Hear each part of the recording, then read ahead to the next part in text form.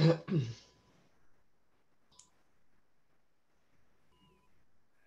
you guys are now live.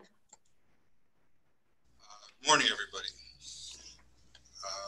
This is the Tuesday, October 13th meeting of the Dunn County Planning, Resource and Development Committee.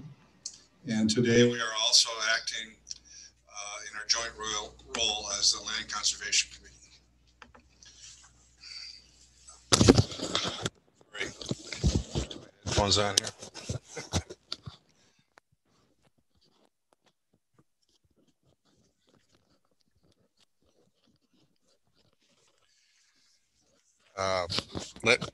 PR&D Committee acting jointly as the Land Conservation Committee. I see that all of our committee members are present, including our County Board Chair. So we do have a quorum. We have a long agenda today, so we may move a few things around to accommodate staff at some point.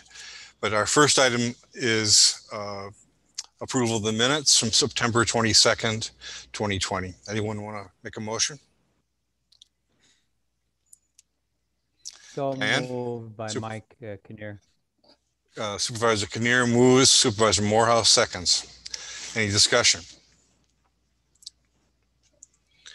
All in favor, say aye. Aye. Aye. Aye. Motion carries. The next item is a public hearing. So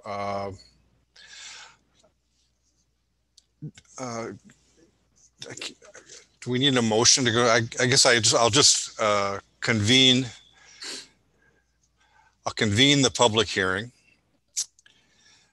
and ask Mr. Colson if we have any requests for public comment or testimony. Yes, Mr. Chair, can you hear me? Yes. Can everyone see me? Yes. All right. First of all, what I would do, Mr. Chair, is just go through the public notice, give some background to the committee about what the public hearing is about, and then if there are any public people that wanted to comment, we would bring those people up. So if it's okay, I'll go ahead with the public notice. Sure. To all whom it may concern, public notice is hereby given to all residents in Dunn County that the Dunn County Planning, Resources and Development Committee will hold a public hearing on October 13, 2020 at 8:30 a.m. in room 54 of the Dunn County Community Services Building, 3001 U.S. Highway 12 East, Menominee, Wisconsin, 54751, to consider proposed amendments to the Dunn County Farmland Preservation Plan. The proposed Farmland Preservation Plan amendment contains maps and supporting documents related to the expansion of an existing ag enterprise area, otherwise AEA. The existing AEA is located in the town of Grant and contains 26,045 acres. The proposed amendment expands the AEA into the town of Otter Creek and contains an additional 5,090 acres. As per statutes 9110.2 and 3 Wisconsin statutes, the Farmland Preservation Plan will be referenced and coordinated with the Dunn County Comprehensive Land Use Plan as an addendum which meets the minimum requirements of section 66.1001(1)(a), 2, and 4 of the Wisconsin statutes. Maps and supporting documents related to the Farmland Preservation Plan Amendment are available prior to the public hearing on the Dunn County website or through the Dunn County Zoning Office. Contact Bob Colson, Dunn County Zoning Administrator, at 715-231-6522 with questions, to schedule an appointment, to review the plan, or to obtain copies of the Farmland Preservation Plan. The Farmland Preservation Plan will be available for viewing prior to the public hearing at the above address beginning at 7:30 a.m. on October 13th. This was published on September 9, 2020. So with there's some special requirements for amendments to the comp plan, and because the Farmland Preservation Plan is rolled into the comprehensive plan, we have to follow the statutes in terms of how to amend the comp plan. And so one of those is normally we would have a class 2 notice comes out a week apart. For the comp plan, there was only one notice, but it had to come out 30 days prior to this meeting. There's also a lot of entities that get notice of this meeting. Every unit of government, the school districts, the libraries, anyone with a holding or an interest in non-metallic mining got a notice. We didn't receive any requests for information about this. I take that back. I did have one individual request the maps to look at those, but otherwise we have had no questions about the amendment.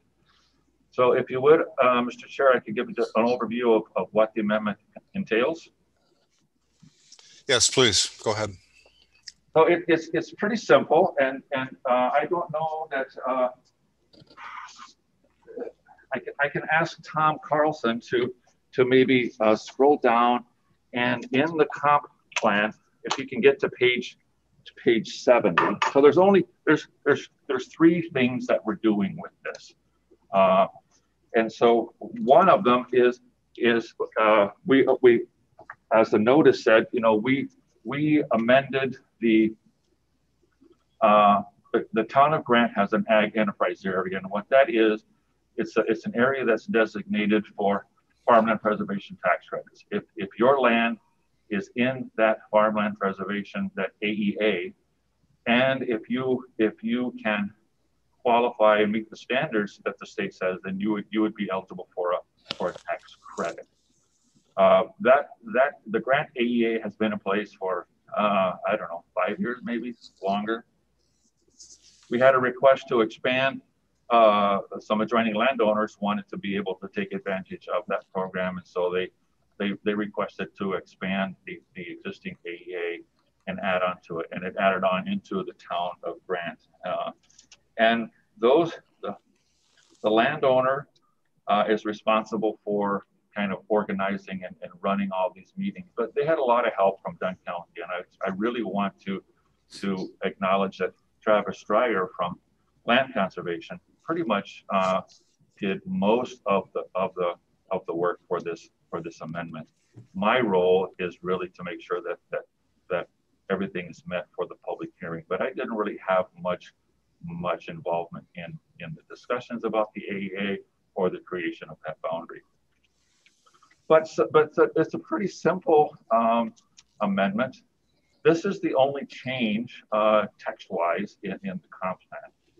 And it says that in 2020, the Grant AEA was expanded where 5,090 acres of land, all in the town of Otter Creek, Dunn County, was added to the Grant AEA. The town of Grant AEA boundary map in Appendix C, page 113, was changed to reflect the new AEA boundary. So that's pretty much what we did. And then Tom Carlson, if you could find the town of Otter Creek map, we could show them that map, and then there's going to be the 2020 Ag Enterprise Area map.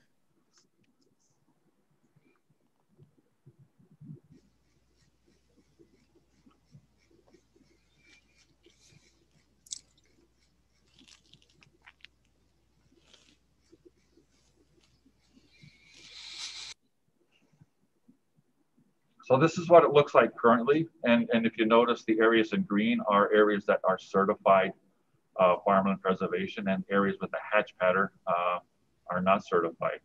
We have another map in the packet that shows the areas of the Otter Creek that are down to DATCAP for certification. Tom, if you could find, I think it's in the packet, there's a 2020 Grant Ag AEA expansion map, and it may be. It's not going to be in the comp plan. It's going to be a standalone document.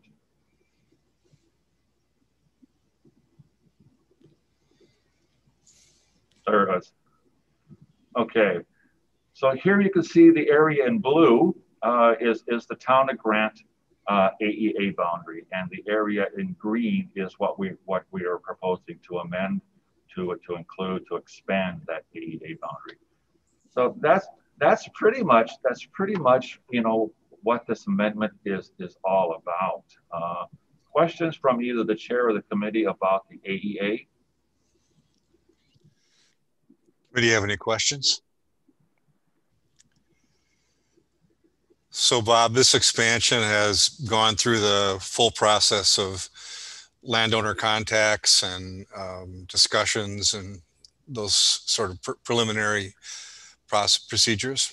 Yes, the process started probably as in February, and it's been and we just concluded at least getting everything down to DADCAP a little over a month ago. So it's still down to the state for review and approval for certification, but there is an action item on the agenda where we could send a resolution to the county board, and I would ask the committee to go ahead and send that resolution to the county board, and then we'll hope that the DADCAP can catch up to that resolution. So, but yeah, there was plenty of opportunity for people that were interested in this AEA to be involved, and there were actually quite a few meetings. DADCAP came to a town meeting and spoke about the AEA, and there was at least 2 town meetings where there was presentations about this. So yes, there was ample opportunity for public involvement. Any other questions by the committee or comments? Hearing none, then I will close the public hearing. Well, before we do, I don't know if we don't have anyone here that oh, okay. Yeah, I'm sorry. To speak to Are there anyone? We have no one present for public comment. There's none of my here, and I don't know if on your side if there's anyone that signed in. There is nobody online that is signed in. Okay, then you can close the public hearing, Mr. Chair, and either move down to this agenda item to act on it, or act on it as it comes up on the agenda. Then I would close the public hearing, go back to our agenda without objection. Would there be any objection from the committee if we act on this, take action on this item in open session at this point? Any objection? Okay. I don't see any or hear any. Is there any further discussion of this item? Could I have a motion to recommend approval to the county board? Mr. Chairman, I move that we forward the resolution adopting the Farmland Preservation Plan amendment to the county board. Thank you. Is there a second? I'll second that. We have a second. Any further discussion? All in favor, aye? Aye. Aye. Aye. Opposed? Okay, thank you. And we're back to our regular agenda. We have 2 items on here that I've been asked if we would be willing to consider moving up because the staff involved have other obligations in at least one case. So without objection, I think we would start with maybe item 7, move item 7 up to the top of the agenda. And there's 2 items there. I'd recommend that we quickly address item B, which is a request for contingency funds, so that I think Keith Stray is on the phone. Keith could provide us with that discussion. Is there any objection to that? No. Then we move to 7B. Is Keith available? Mr. Chair, I can give some background on it. Sure. Okay, Bob. So Mr. Stray catches up to us. So this is from the ENS Planning and Land and Zoning Division, and I've spoken to the committee before about our paper files, and that in there we have sanitation records, zoning records, and staff, myself and staff are in those, many times a day, and I didn't realize just how often those files are accessed until COVID came about, and had to send staff home. And staff gets requests mostly from plumbers. You know, that's the majority of people that are looking for records, but we do get them from developers and from real estate agents as well. But so I didn't realize just how often staff were in there until they were at home. They would get the request, email it to me, and then I would have to go and find it, scan it, send it back to whoever requested it. I would guess that on average, there's one a day, two, sometimes there's 4 or 5 in a day. So these are records that we are in constantly. And if those records were made available electronically, then obviously staff working from home would be able to get to them. But more importantly, we would figure out a way through GCS to have a portal where we could open this up to and allow limited access to the plumbers to get at these files, so they could access it without even bothering staff. I shouldn't say bothering, but contacting staff. And anyone else that needed those to view those records could get that. And so we looked into seeing if we couldn't get money from the COVID fund to pay for this, and it was eligible for that money. The problem we had is that the timeline to get the work done was we couldn't the consultants that were do this couldn't meet that timeline, and so we couldn't capitalize on that contingent or that kind of money. So it was in the budget, as you folks recall, and it was pulled from the budget with the understanding that we would try to get COVID money, and if we couldn't, then we would look at maybe putting it back in the budget or other means. So it was discussed at an executive meeting, and I got an email that said to go ahead and put together a contingency fund request to pay for that service. We since then we have had several conversations with 2 consultants that do this, and we refined our request for proposals so that we have a pretty decent number of what we think this is going to cost. And it's $33,899. That's what's in the request there. At the advice of the IT department, they're suggesting that I ask for 38, just in case there are some overruns, because the $33,899 is based on a per page price, and so if we've estimated, low, and it's more than 33.8, well, we'd like to have some money available to finish that up. If the 38 is approved and we only use 33.8 or something less than the 38, that money just stays there. It doesn't get used. It just reverts back to the general fund. So these files would be scanned. They would be indexed so that we would be able to search them. The consultant also has made arrangements that all these files will be shipped to them, they're boxed up and sent to wherever their office is. So we won't have those in our office, but we're still going to get requests for those records. We can on a daily basis at the end of the day email the consultant with the data of what files we need. They will scan them and email them back to us. We also have some instances where somebody needs something ASAP. A plumber is on site. They have a backhoe running, equipment running. They have people there. They can't find what they need, and so they need the as-built. So they'll call us, and then we try to get to them, ASAP. And so the consultant has also agreed that if we send them something ASAP, that they would take care of that immediately. But their preference would be that we would collect all of our requests and send them at the end of the day, so they could scan them all, get them to us for the next morning. So that's pretty much the overview. It will go into the accounts that are listed on there, and so I'm just asking that the committee would support this. Thank you, Bob. Mr. Stray, do you have any comments on this with regard to the budgeting process? Thank you very much, Mr. Chair. And I apologize for delay in joining. No, it's Mr. Colton did a really good job hitting the highlights on it. We did review, myself and the county manager did review this requests in the context of budget and everything else. And we support this. The contingency fund does have the funds available to finance this project. Thank you. Any questions from the committee?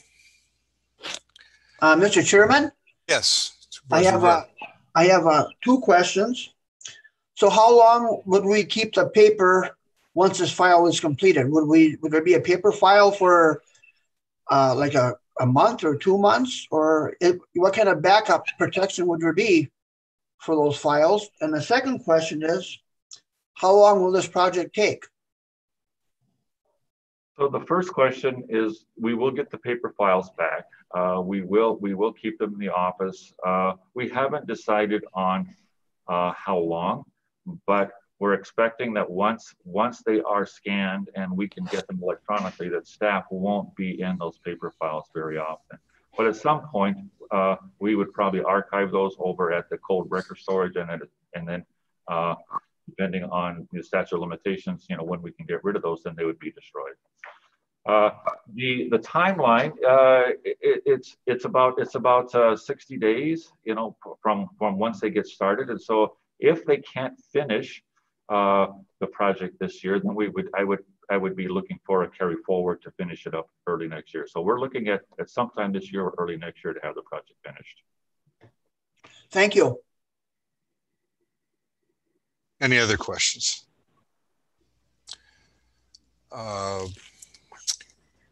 Anyone make a motion to approve? Mr. Chairman, I would Yes. be happy to move approval of this contingency fund request. I'm entirely supportive. Thank you. Supervisor Bjork seconds that motion. Okay, we have a motion and a second. Any further discussion? I've got a question. Sure. What's the difference between this and what we've talked about and put in the budget for the 21 year that you brought up, that Bob brought up earlier a couple of months ago or so? Yes, if I understand the question, they're the same, Mr. Chair. The same amount of work. We at the time that it was brought to the committee, the number was an estimate, a little bit lower than what's in here. If that's what you're referring to, why the number went up, it's just that we had more data. But it's the same request that we had put on, asked to be on the agenda, and it was removed until we could either get COVID money or find another way to do it. So. And then I guess another follow-up question, sure, if I may, for Mr. Stry. Didn't we leave that in the budget for that? No, that was removed at the direction of this committee and their recommendation to executive. The direction also at that time was to look for those other funding sources and opportunities. And then during the executive committee conversation, there was a lot of interest expressed to somehow get this project done. And this was the alternate funding source when the timeline for completing it under the COVID funding wasn't feasible. Okay. Thank you. Okay. Any other questions? We have a motion and a second. All in favor, aye? Aye. Aye. Aye. Opposed? Motion carries. On behalf of my staff, thank you, committee. Thank you, Bob. 7A. Diane Fagan, or Barbara Fagan, has asked us, since she has a presentation she asked to do later on, and we may be going longer than that in our agenda, if we could move up the item to establish values for tax foreclosed properties earlier. So, and we have done that. So, Barbara, do you want to go over this, please? Thank you, Mr. Chair, and thank you for letting me go a little earlier. At the last PR&D meeting, there were 6 properties that the committee did set tax appraised values for sealed bid. Those were what I would call kind of the big buck properties, the ones that we had recently taken and had that were worth having an appraisal on, a formal appraisal on. These 7 properties before you today are are less valuable. The taxes that had accrued on them are much more nominal. Last meeting, the taxes would have been a few $1,000s, and we're setting bids at $80,000 because they were all homes. Here, these are kind of scraps of land, little parcels that either have been lost along the way from their main parcel or abandoned by their owner. And many of these we've held for a little bit longer than the properties before, and the recommendations might, on these, they might be a little bit high. To remind you of the process, the sealed bid amounts are set by this committee, and then these properties and those properties from 2 weeks ago will be advertised in the paper for 3 weeks. We will take sealed bids in the office for 1 month, and then those bids come before this committee again. If a property isn't bid on, then it's advertised again and goes to open bid, basically a conventional auction, and comes before this committee again. So these recommendations are probably a little, they might be a little bit on the high end, but and it's up to the committee how it wants to proceed, whether you just want to get the properties back on the tax roll or potentially earn some income from trying to get them close to the fair market value. So I had talked to Tom Carlson about sharing my screen, so I'm gonna try and do that. In terms of procedure, I wonder, in terms of facilitating the timing, if we could go through them, and if people have a desire to change the recommendation, we'll address them at that time. If not, then we'll go on and perhaps ask for a motion on the entire batch at the end. That seems fair. So the first property is in the town of Menominee. It's a parcel in the Woodland Terrace addition. It is just wooded and adjacent to another lot with a landowner.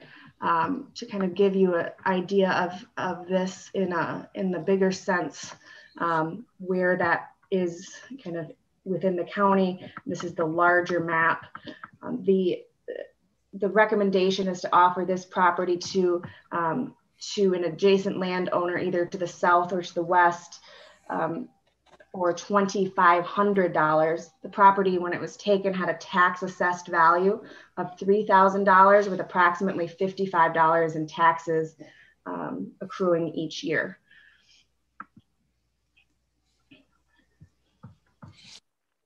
Any questions on this property? Yes. How big is this parcel? This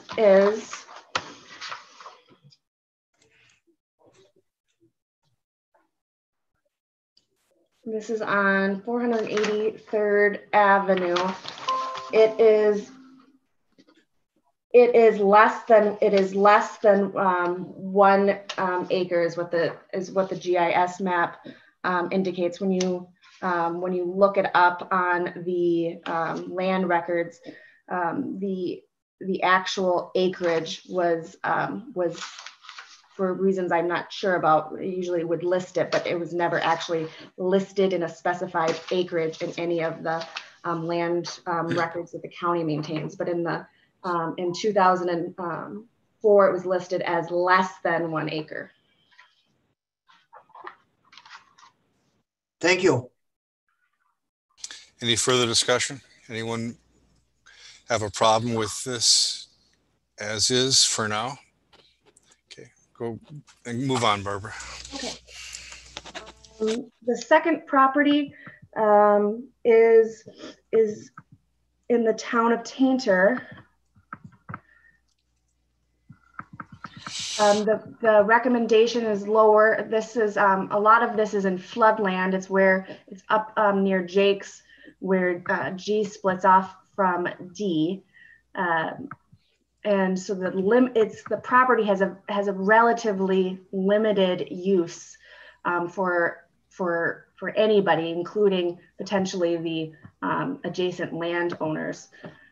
But the recommendation at this time is to attempt to sell this property, keeping in mind it is in a lot of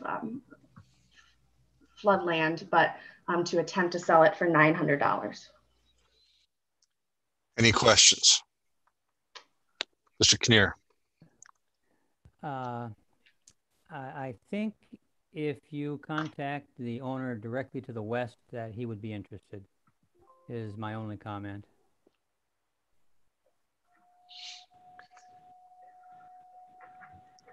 Okay. Supervisor Kinnear, do you want to modify the recommendation to recommend that we first contact that landowner?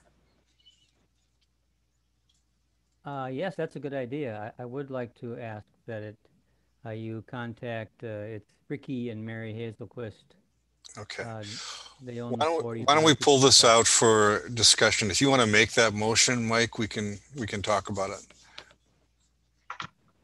Make the motion right now. Motion that we modify the recommendation to that we contact the adjacent owner at that price. Barbara, is that at that price? Yeah.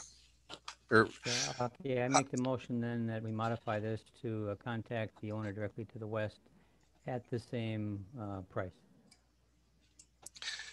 Is there a second to that? I'll second, Mr. Chairman. Thank you.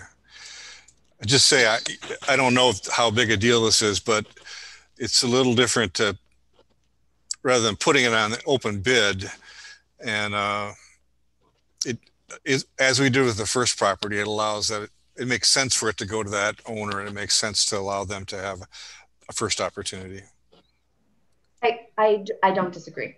And some of the other properties will have similar kind of characteristics. Right. The third property, Mr. Chair, are you ready to move on to the third property? I guess I need a vote. So all in favor, say aye. Aye. Aye. Opposed? Aye. It carries. Thank you.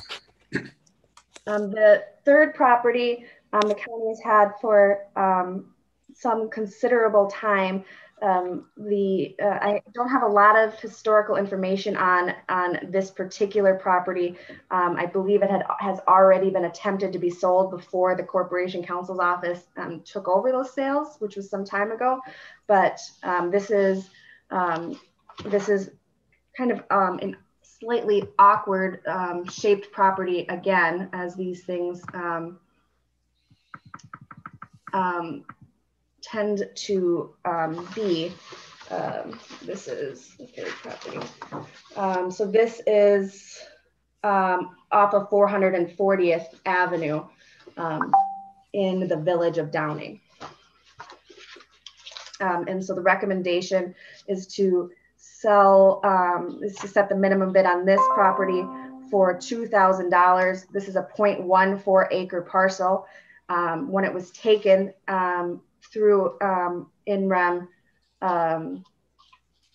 strike that. The page is good. The recommendation is to set the minimum bid at $1,000. When you look at the adjacent properties, most properties have a tax assessed value of about $1,500 per acre. So somewhere in the neighborhood of $1,000 is the recommendation for property number 3 to kind of start kind of ferreting out what the market is for this property. Any questions on this property? Supervisor. Yeah, you said Downing, and actually it's in the town of Menominee, correct? Correct. It's on 440th Avenue in the town of Menominee. I got ahead of myself on property 4. But yes. Is this the one that we had an offer on about I don't know, quite a while ago, a year ago or whatever, and they were from out of the state, and you wanted to try to sell it to the adjacent landowner? I don't believe that this is that property. Okay. That's correct. It isn't. This is Nick. All right. Thank you.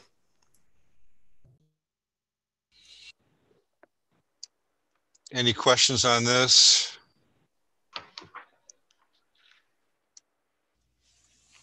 Okay, let's move to the next property then.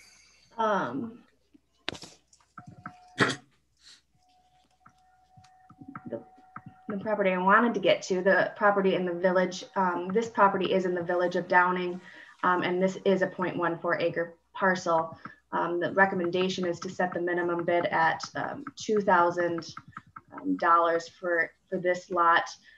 How it intersects with Main Street makes it a little bit difficult to utilize this lot at time, perhaps, for the property owner. The tax assessed property for this property is $1,500 per acre for the surrounding. And as I said, this is a 0.42 acre wooded parcel in the town of Menominee, west of Irvington.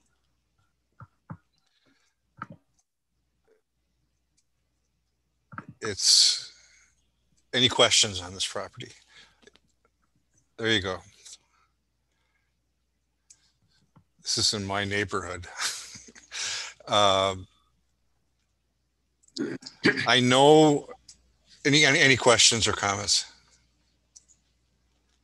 I know that the neighbor to the west of this property has an interest, has over the years expressed an interest in purchasing it. I wonder if we could modify this request to, as we did with the previous one, to contact the adjacent owners and inquire about possible purchase.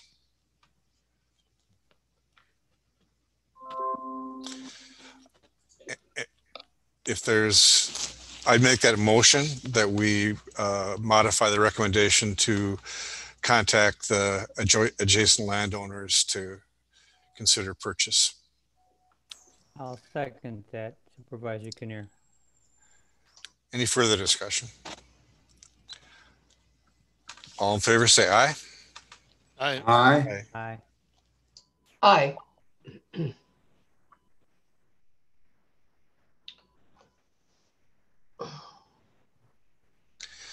Go ahead, Barbara, next one.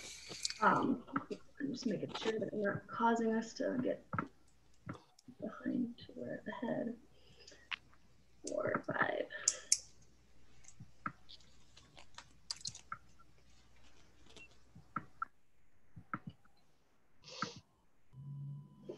So the next property is quite a small property. I would recommend offering this to the adjacent landowner to the west as well. The property had originally been owned by the owner to the east, and it was left out of the property description and the legal description when a housing development was built. And so it remained in the name of the housing developer, Acer LLC. And so the recommendation is to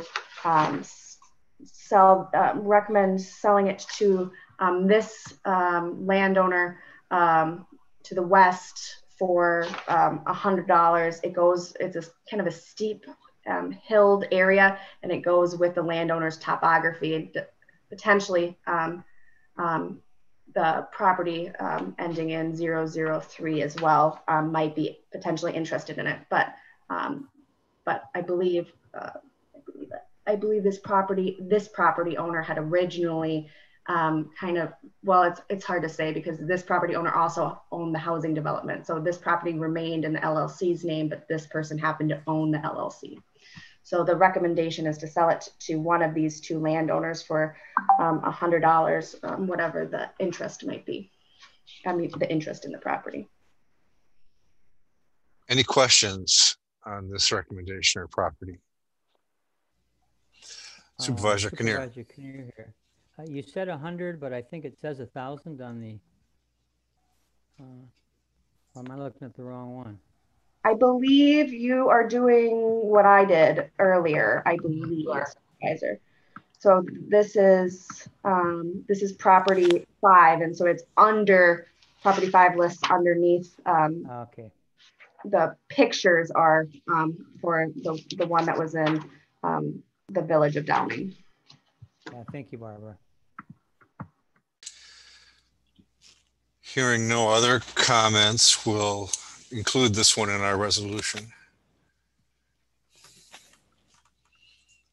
Property 6 is in the town of Rock Creek. The recommendation is to sell it for $1,000. It does have a tax assessed value of $2,100, but usefulness is, or at least when it was taken, but its usefulness to any of the other adjacent properties is very limited and accrues about $42 in taxes per year. It's, as you can see from the pictures, quite wooded as well. And so it'd be really more of a recreational use for people, most likely. And so the recommendation is $1,000 for that property. Any questions or comments on this property and the recommendation?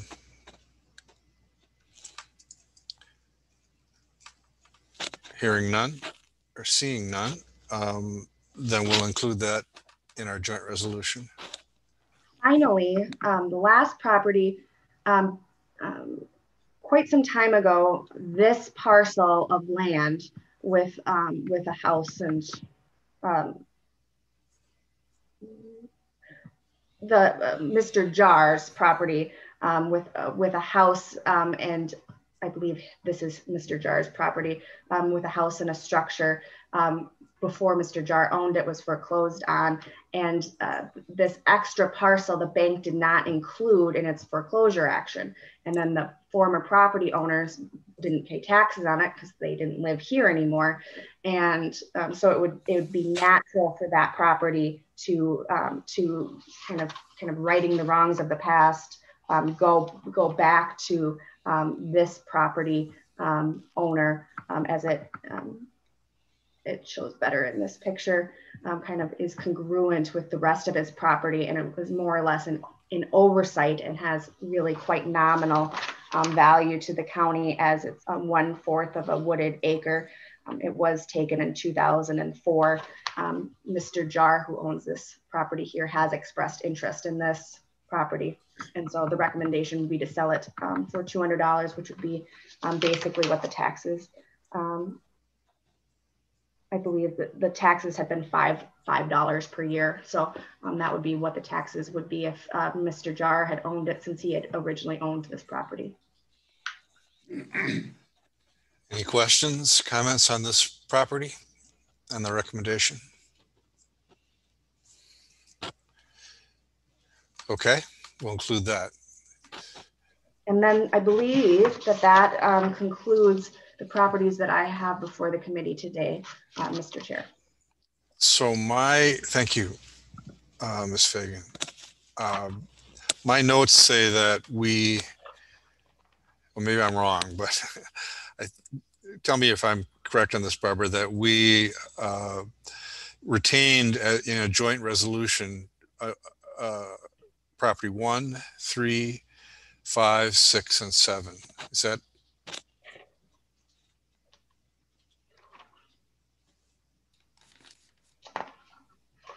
To offer to adjacent, I believe. No, I think we pulled out 2 and 4 to offer to adjacent, as far as different recommendations go.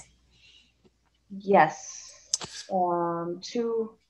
I believe that the property, no, that was property 2 and 4, 2 and 4, and then, but also 7, because that would be Mr. Jar. Mr. Jar is the adjacent.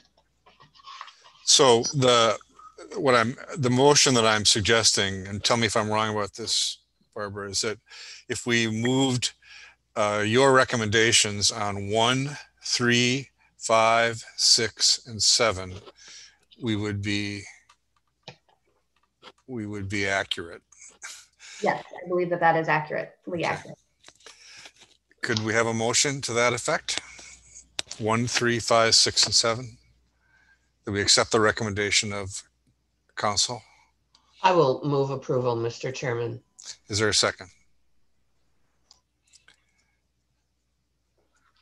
Supervisor Kinnear here. Thank you, Supervisor Kinnear. Any further discussion? All in favor, say aye. Aye. Aye. Aye. Opposed? Okay, motion carries. Thank you very much, Ms. Fagan. Very helpful. Thank you. And so we're back to our regular agenda. This month we have a review of the Environmental Services Department monthly division reports. Maybe we could just go through those fairly quickly and see if there are any questions or comments from everyone. Can you pull them up? Okay, Tom's got them up, I think. So the first is a Register of Deeds. Are there any questions from the committee with regard to this report?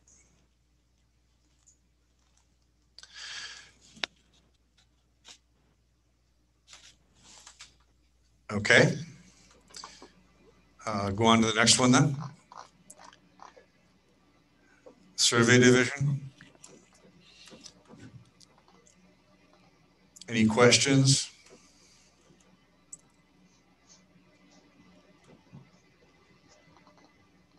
Okay, next.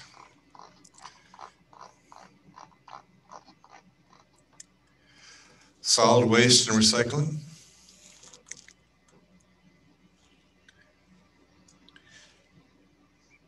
Any questions? I do have one, Morgan. Does this mean that we are not going to be sending out a explanatory mailing to the citizens? Can you hear me? Yep. No, we are sending out a mailing. It should be in the mail next week. Our printer is working on that this week. That's going to be included in the resource recycling newsletter that we put out annually. There is a breakdown of all of the, the information regarding the program closures, regarding the referendum language. That's going to be included in there. And we also updated our website to include an explanation of the referendum question because it is kind of a unique situation. We had to get all of the ballot language in by the ballot submittal deadline. I think that was August 25. And shortly after that, the municipalities made their decisions to depart the RU. So we had a timing issue with that. So a lot of people have been calling. We've updated the website with new language discussing what a yes vote and what a no vote would mean with regards to future services in Dunn County, county managed solid waste and recycling, or the possibility thereof. So yes, we are having the newsletter sent out next week, should be in the mail next week. Okay. Any questions? Mr. Chairman? Yes. Also, the recycling specialist has got a job now with the city of Menominee, Megan Hines. And I think her last day of service to the county is October 21st. And all I would have to say is that the city's gain is the Dunn County's loss of a very good employee. So I'd just like to update you on that. Yeah, I agree with you, Gary. Any other questions, comments? Right, thank you, Morgan.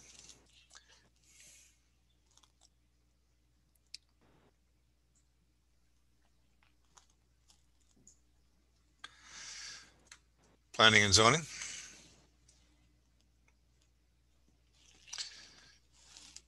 Any questions?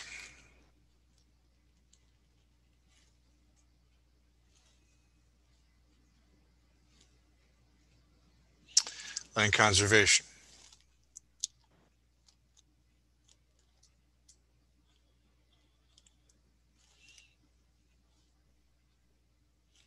Any questions?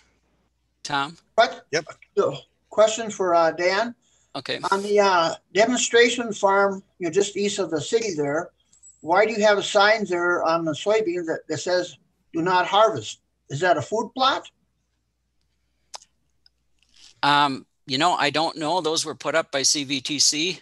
I saw them, Gary, but I have not talked to them I believe they were put up for CVTC anyway. I know that they've harvested the rest of the soybeans, and the corn equipment is out there today.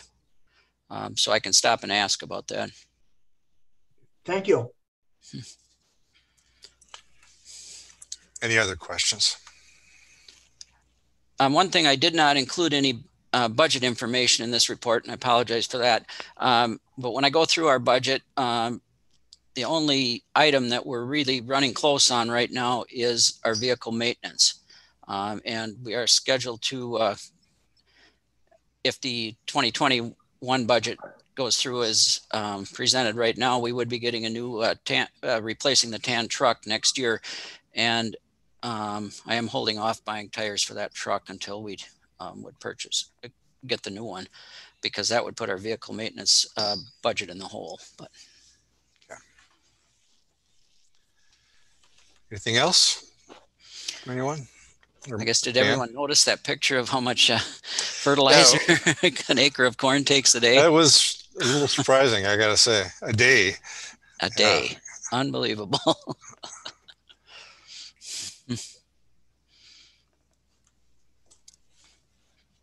Does the research that Tyler's doing, what is the upshot of that? Are you getting any? Well, what he was doing this year was looking at how the nutrients move down in the soil profile, and then how efficient, we'd like to find out how efficient those roots are. And of course, we know if we have cover crops and have that compaction layer and those roots from the corn plant going down there, grabbing those nutrients, it's not just a one-year research, but it's something that he's continuing. But he was looking at the different levels of sulfur, phosphorus, nitrates, and as they move down, and then how efficient those plants are at harvesting those.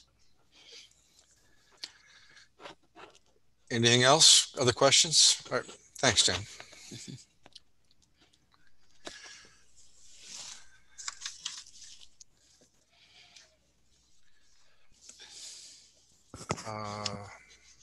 So the next item is a discussion of contracting for sanitation inspections and associated impacts to the land use fee schedule. We asked Mr. Colson to take a look at this and come back to us with some assessment of what the options are, and he's done that. Turn it over to you, Bob. Well, thank you, Mr. Chair.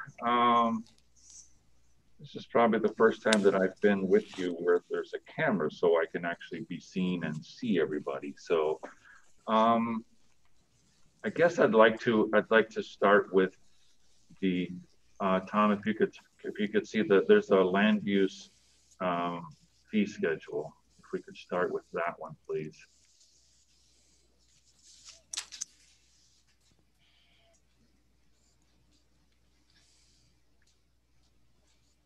There we go. Thank you.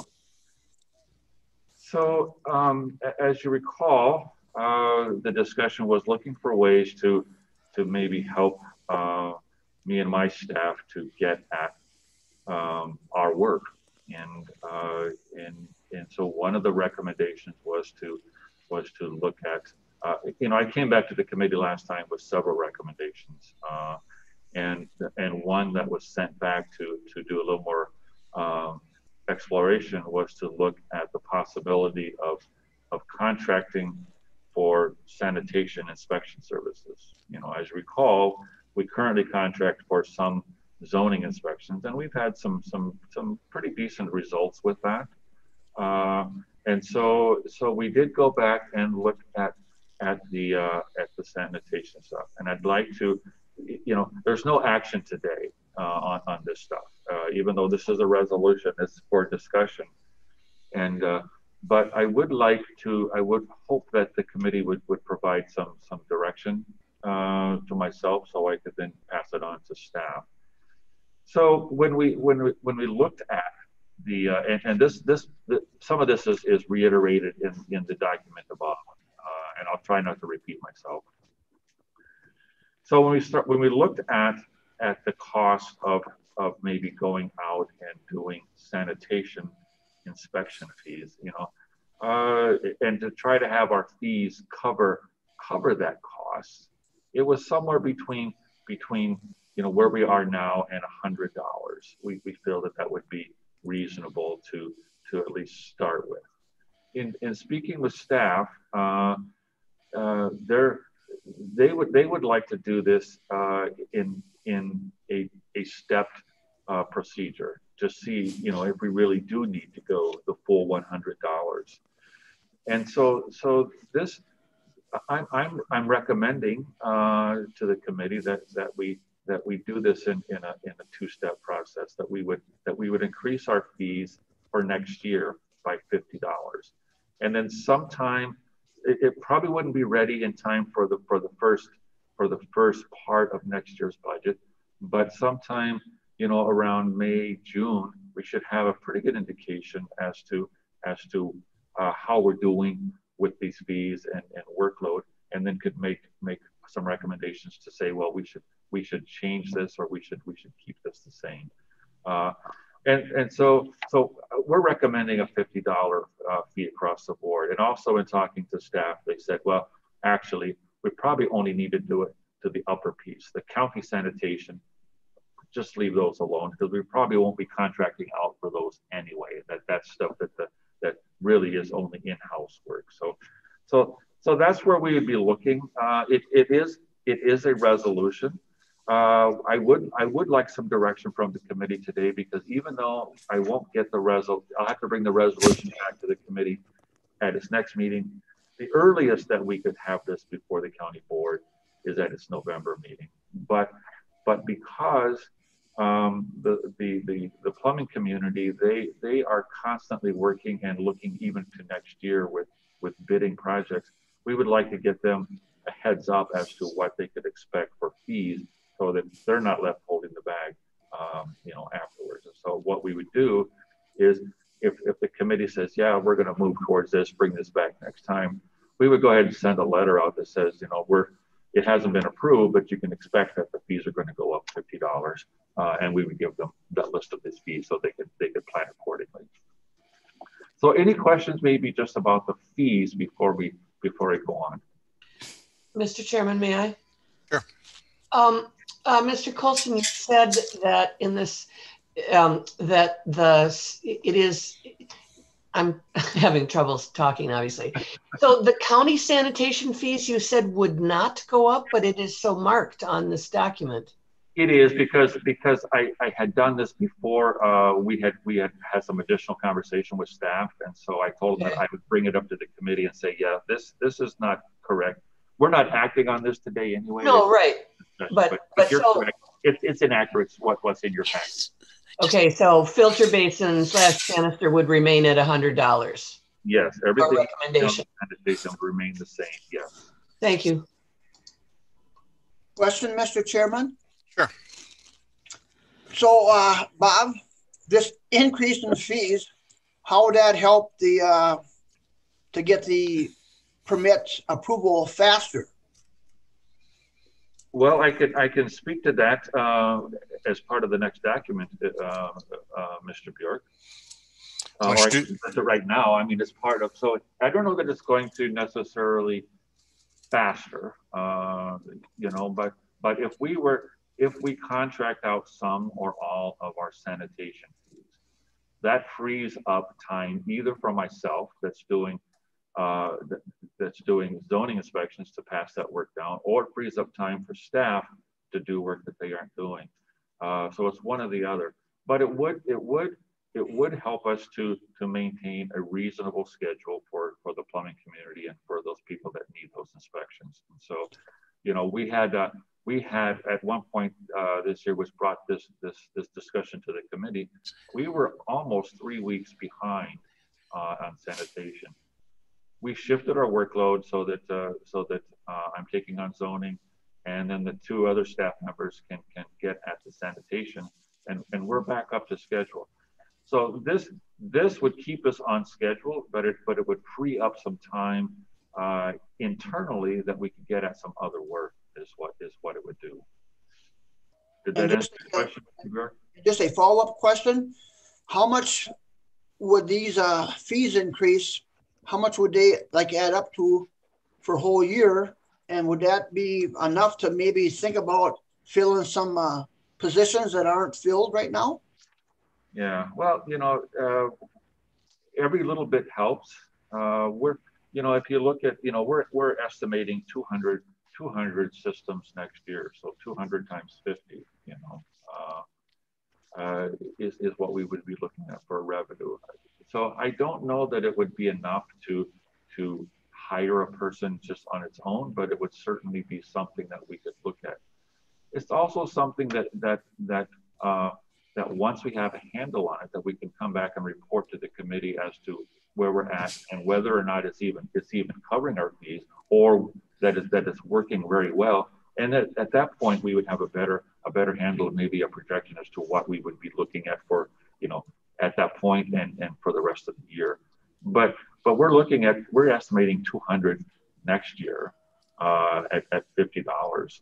So it's a fair amount of money, but certainly not enough to hire a person.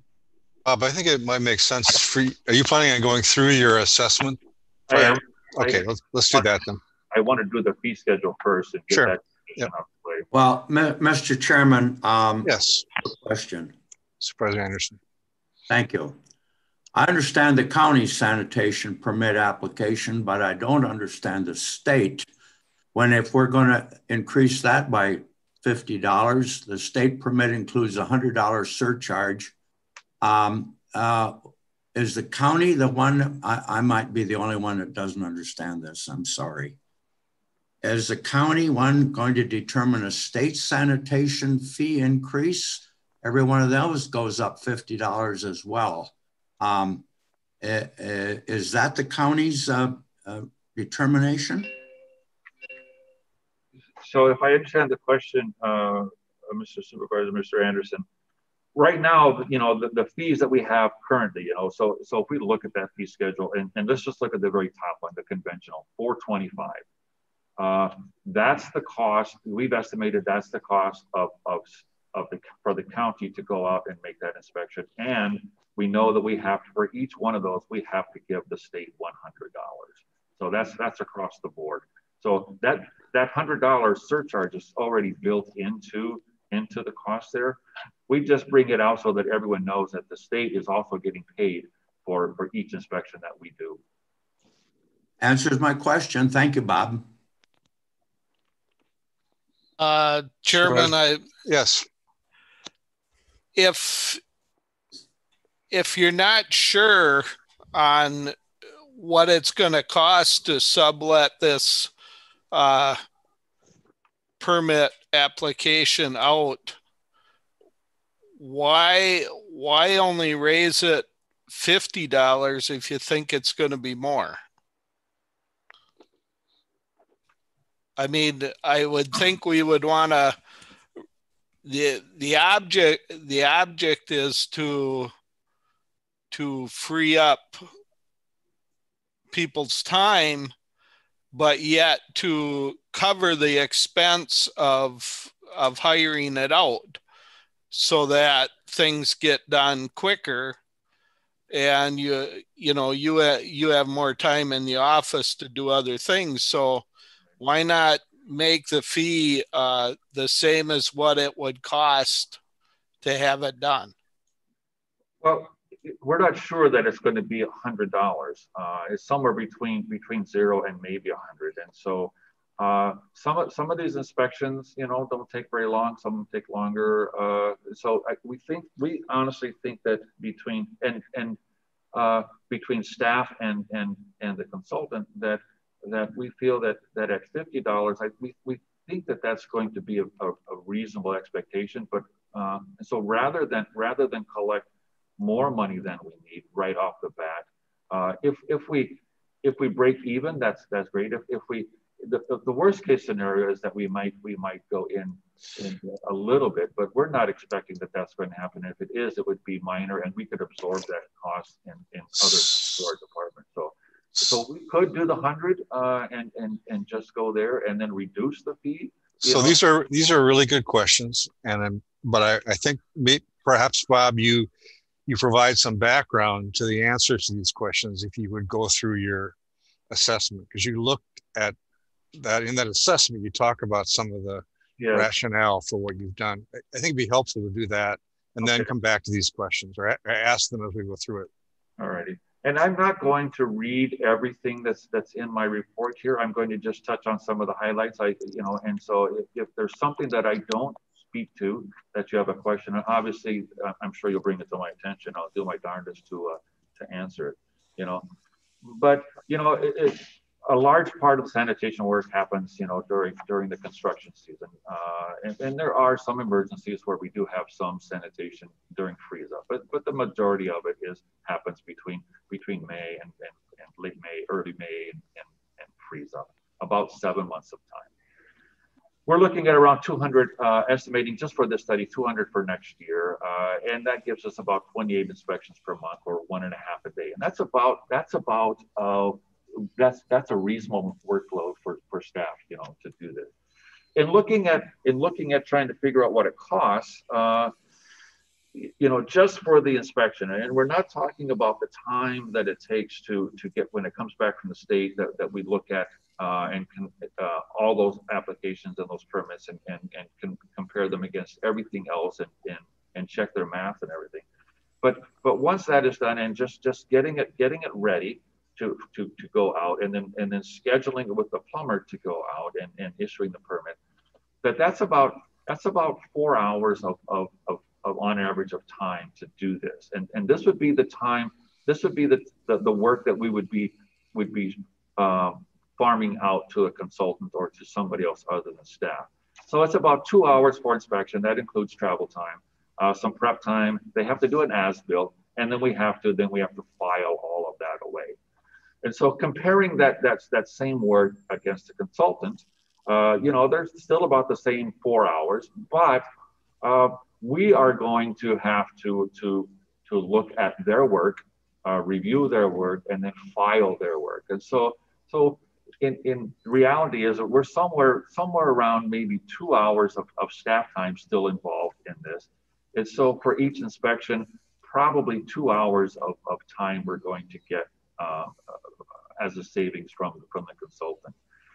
So right now, in zoning, because right now the workload has been shifted so that I am doing the zoning inspection so that staff can do the sanitation inspections. And so for this estimate, for this study, we're estimating for next year for 240. Right now we're at 252. I think this is an unusual year with COVID and all things. So I think 240 next year is a reasonable number to expect. Tom, if you could scroll up a little bit, please.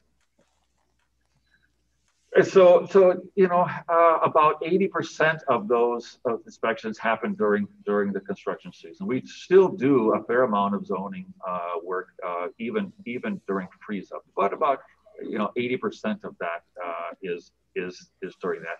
And of that 80%, about 90% of that is done with staff, and 10% is done with expedited right now. And so if we look at the numbers, you can see what it might come to. And so now we look at contracting for sanitation inspections, and if we went 100% of those 200 inspections, easy math, 400 hours, 50%, 200 hours, and 50% at 25%, 100 hours. We already talked about the fee schedule of that, up to $100 for relevant fees. In looking at this, if there was no change in staffing and allocations for 2021 during the construction season, the zoning administrator, would spend approximately 452 hours just on zoning inspections. That's 173 at 433 and the 19 hours getting ready for the consultant. Even with the consultant and zoning, there's time that staff put into that to get stuff ready for the consultant. We can't just say, here it is, go do it. And so we still have time invested in getting the consultant to go out and then checking their work when it comes back in and filing it away. And so And so for contracting, if we contracted the inspections, that would free up about 400 hours. That wouldn't provide enough time to address, on this estimate, to address all of the time it takes for zoning, but it would certainly free up a fair amount of time. But there's still going to be work that isn't going to get done because there's work that isn't getting done currently, and this may not help us with some of that. It's going to shift some work and let us get at some work.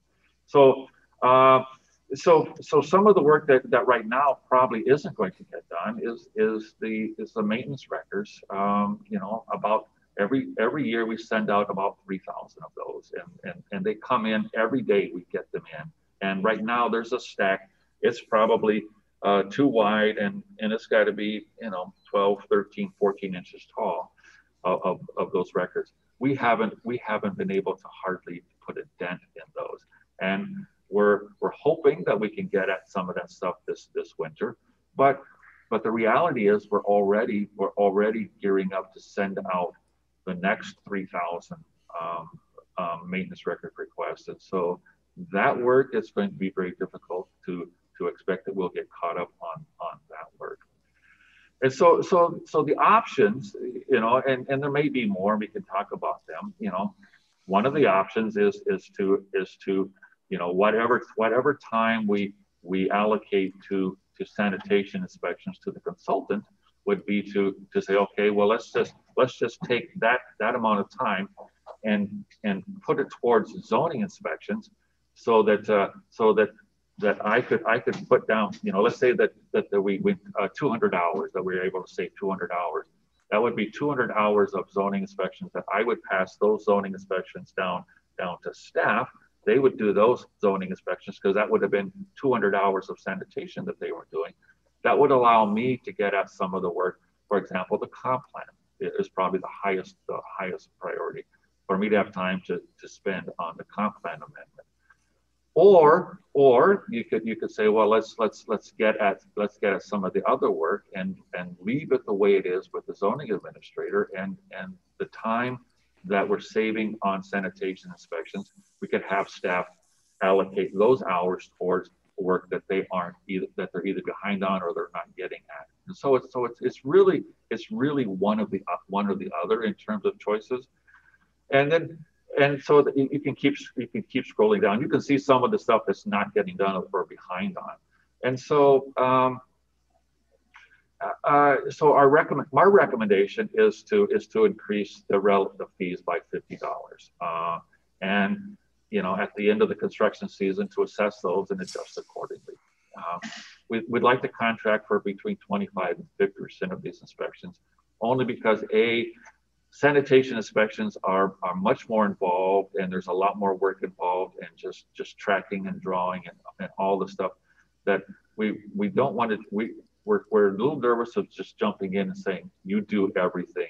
There's a learning curve with between the consultant and the plumbers, and in the end, we're responsible. The county is responsible for those records. So if we contract these out, and the consultant makes an error, it's, you know, it's going to be on the county, those errors. We would probably not consult with them again, but they're not going to be on the hook for any kind of errors that they make when they're working for us. So we would like to go to, you know, somewhere less than 100% to begin with, and then the same thing, you know, analyze and come back to the committee with you know, how it's working, you know, where we're at, what we might need to do, either continue on or add some more time. But it's really important, you know, to note that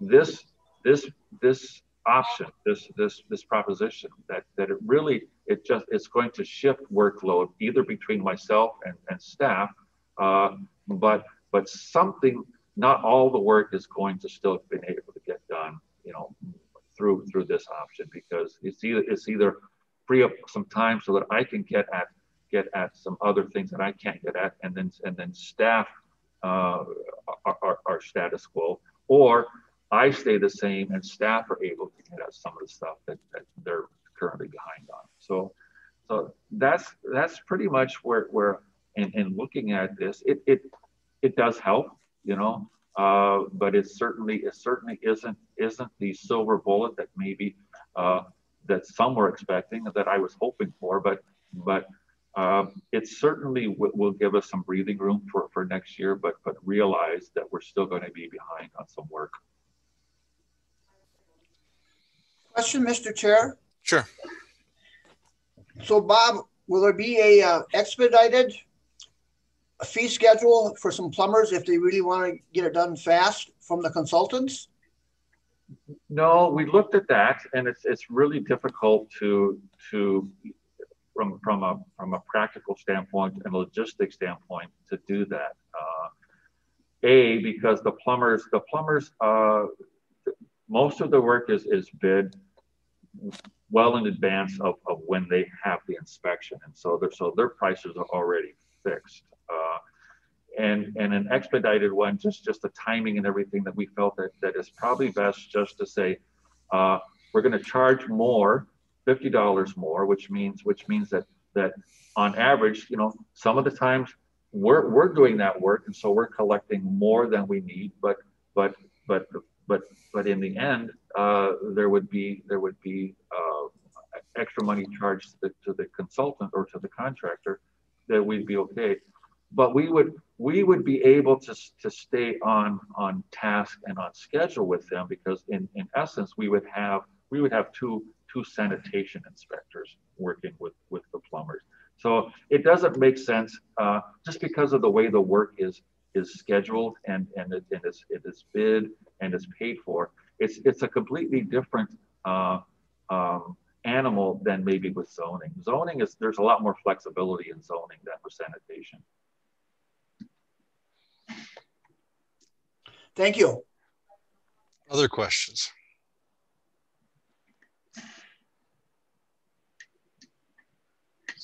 Bob, the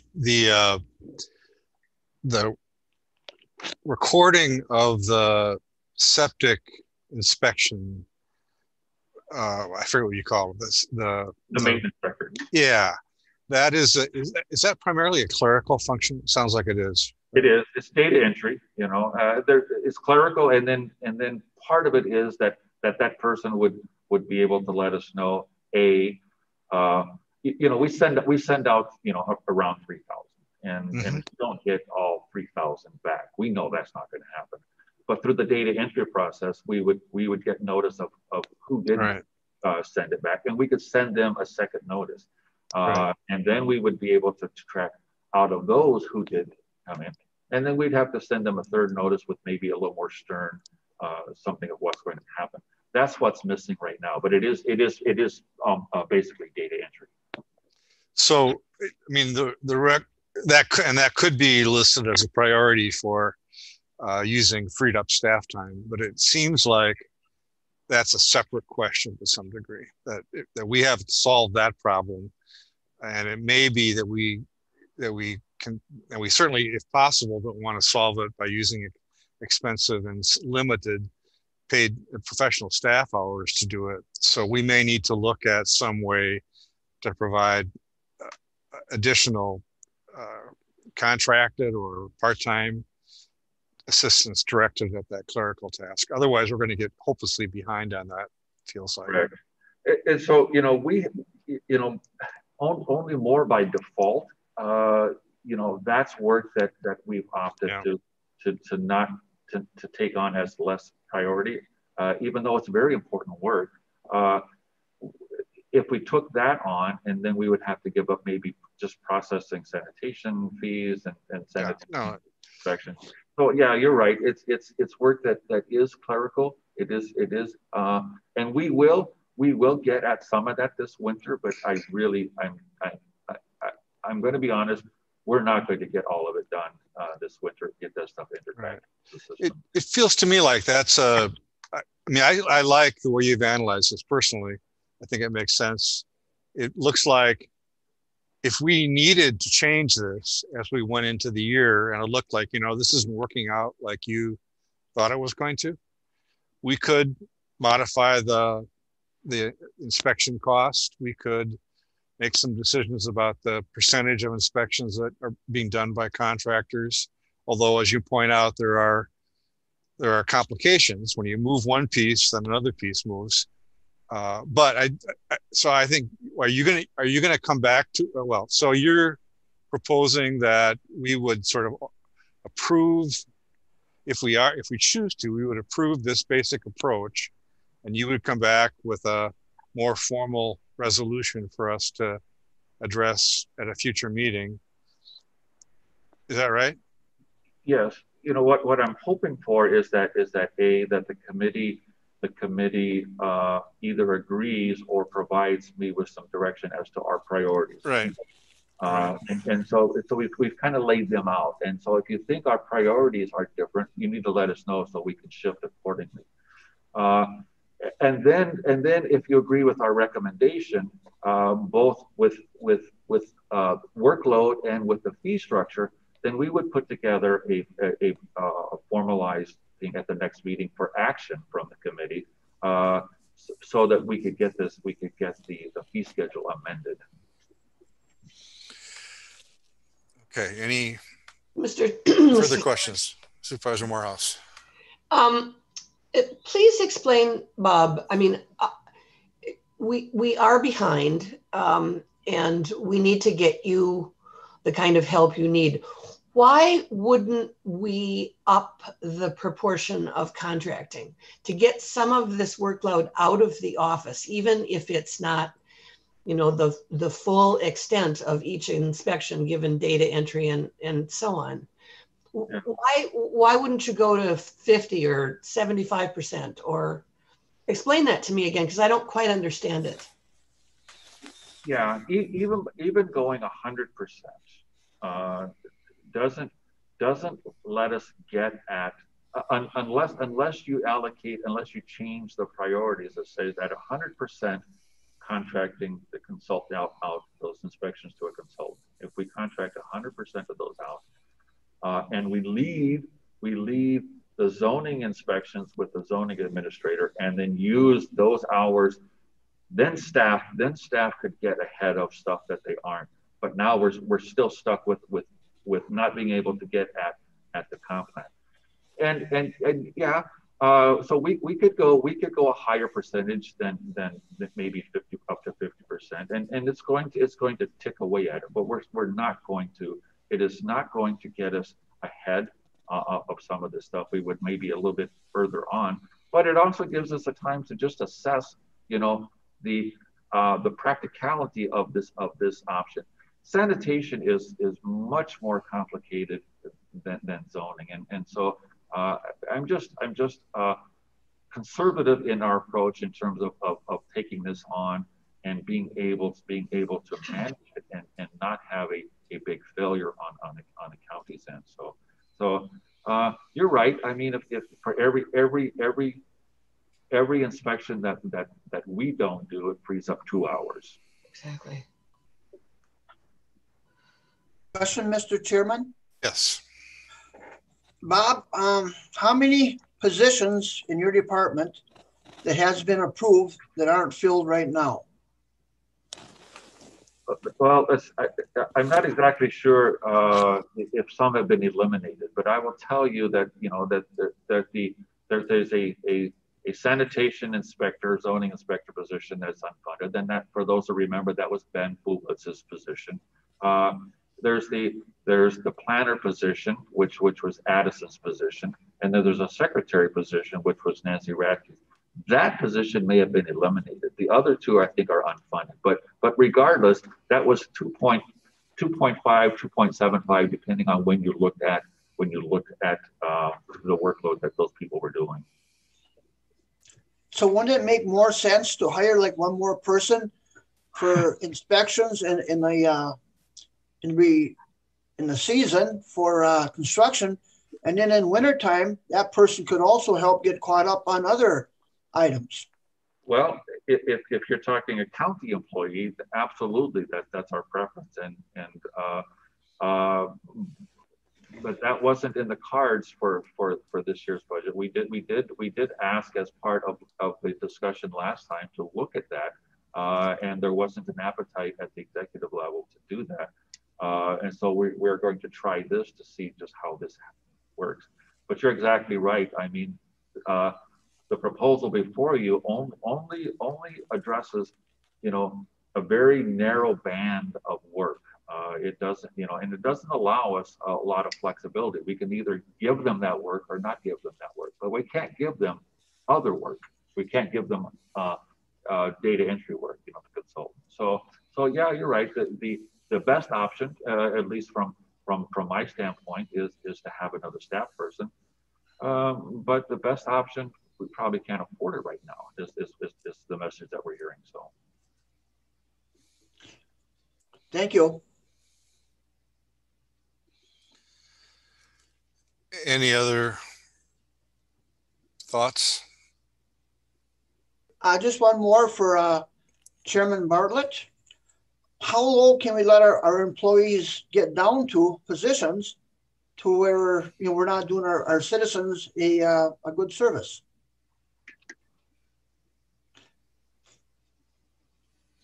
I guess you can answer that as well as I can. You know that we have levy limits and that we can only tax so much, that we can only levy so much for operations. So if we filled one of these positions, where would the funding come from? So it gets down to just prioritizing. That's the big challenge. That's it. And the prioritizing, if we can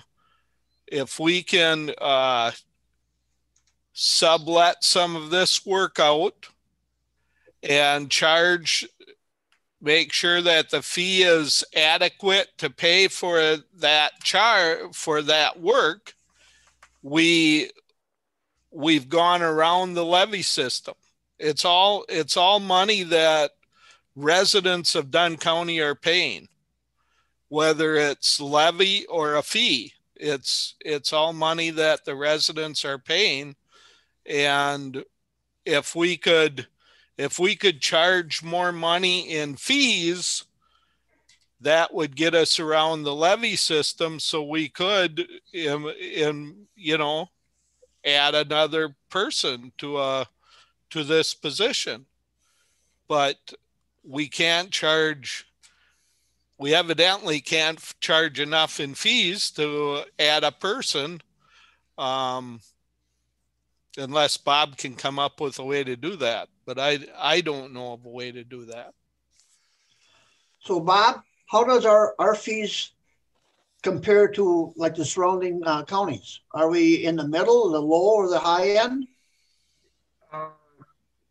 It's all of the above. You know, some of our fees are and it depends. You know, and I don't know how other counties structure their fees, but some of their fees are lower than ours. Some are about the same, and some are higher. So, but I say on average, we're maybe just a tick above some of the surrounding counties, but we're not overly priced.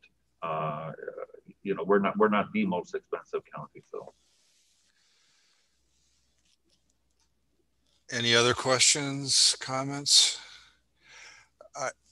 I have just a question, Bob. I guess going back to the septic, the recording of the septic systems, which seems to me like it's an essential part of protecting groundwater, that we have a record of that, where there's compliance and not compliance, that people get notified promptly, and that's primarily a data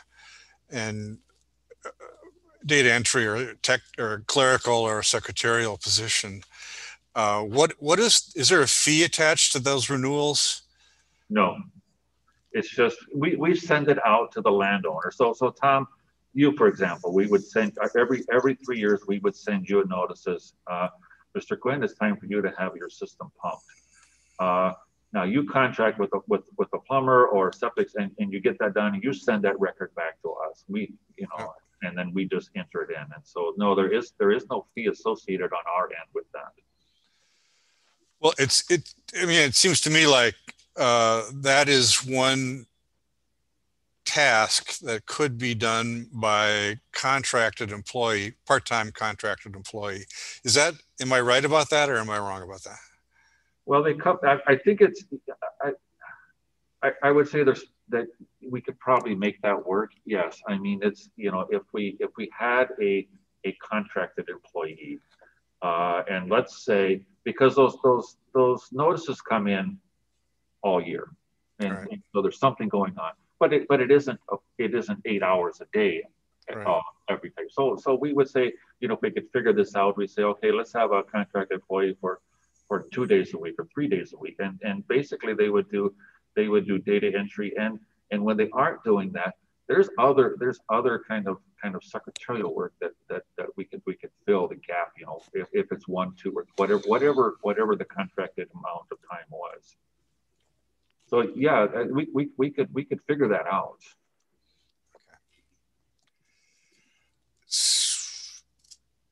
I'd like to look at that it's not a very good solution, but it just seems like we can't allow that to back up and not be taken care of.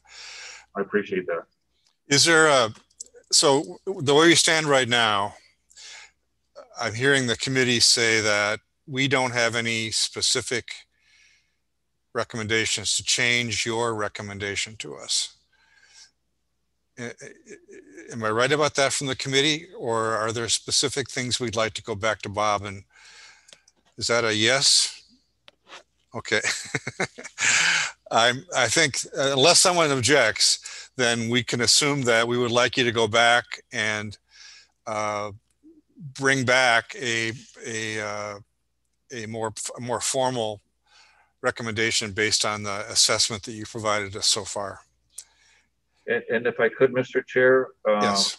I probably won't have time to look at the secretarial piece.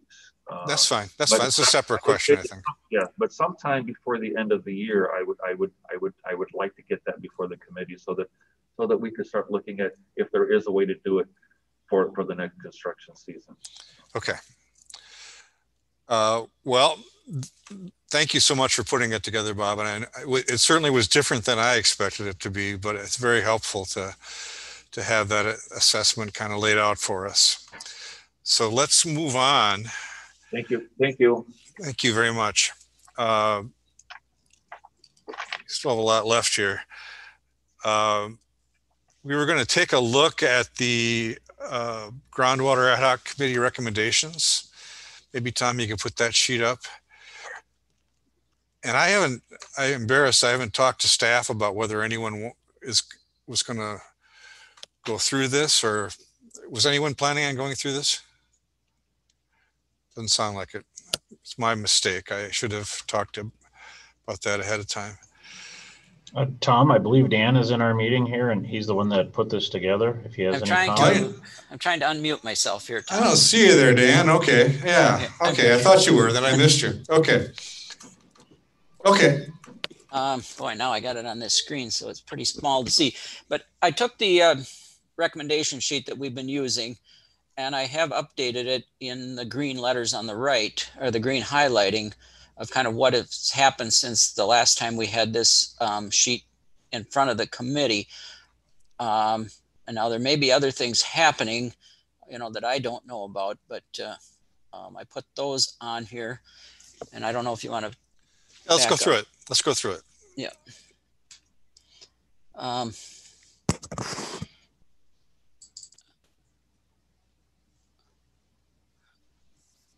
Okay, when we look at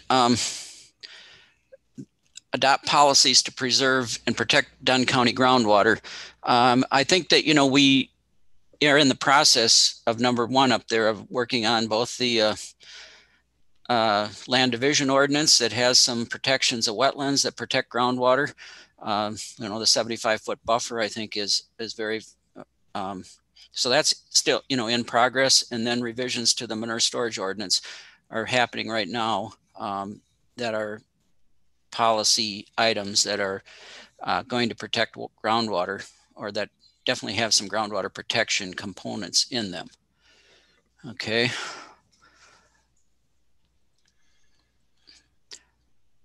If we go down to the first green highlighting there, Rachel giving the presentation to the committee last time in September. I think that was our first meeting in September. I have talked to Rachel. Right now she's very busy with a lot of things, but we did determine, as we continue to get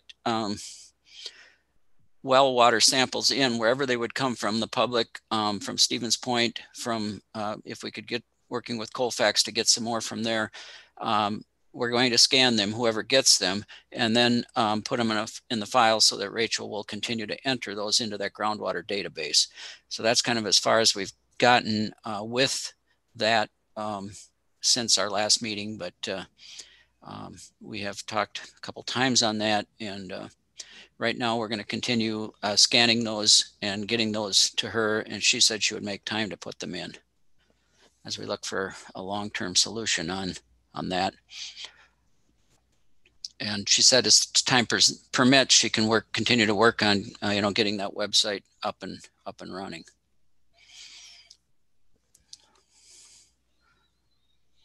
Mr. Chair, this is Supervisor Kinnear. Yes.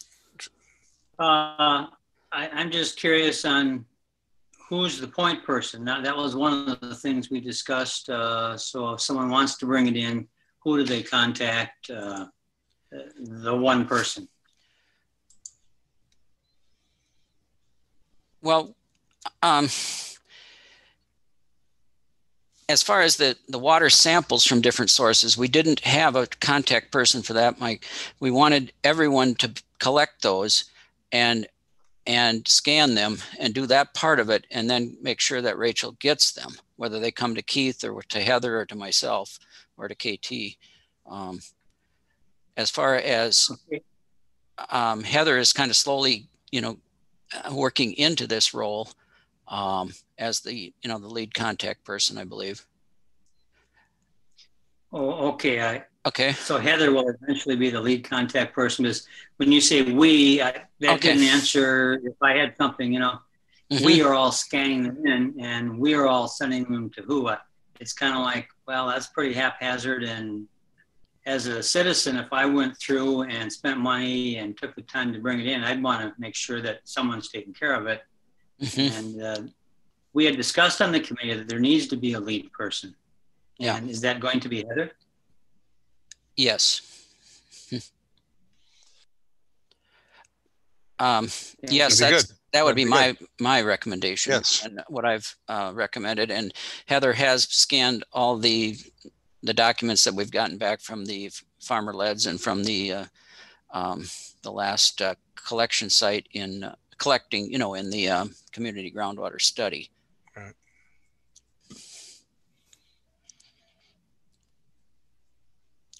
Okay, go ahead, Dan.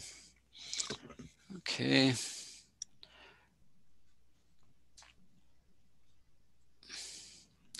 The comprehensive plan part is continuing.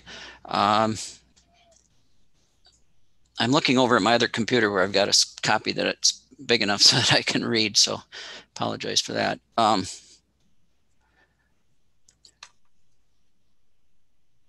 When we look down here, the next highlighted in green there is I drafted a letter for the Farm Bureau newsletter on the manure storage ordinance and the basically the inclusion of the livestock performance standards, which the nutrient management standard would protect groundwater, and also, the 313 standard and constructing any new manure storage ordinances. So I put that on this list.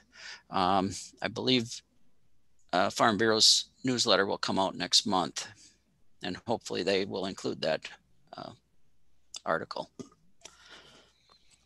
And then, of course, I did talk to the group. I think that was back, boy, that was quite a while ago, last winter in February before COVID came. Just another question, Mr. Chair. Sure. Of Dan. In the section above where it's highlighted, the one develop a water quality campaign, There's a whole bunch of things that we've already done. I just wonder, is there anything in the works there? Anything that's happening? The last one was 7/28. No,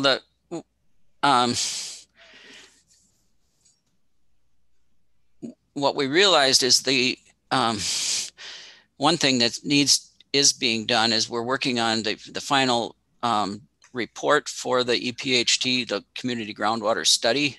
That has not, the final report has not been compiled for that, but that's one of the items that we're working on there, and making that report available.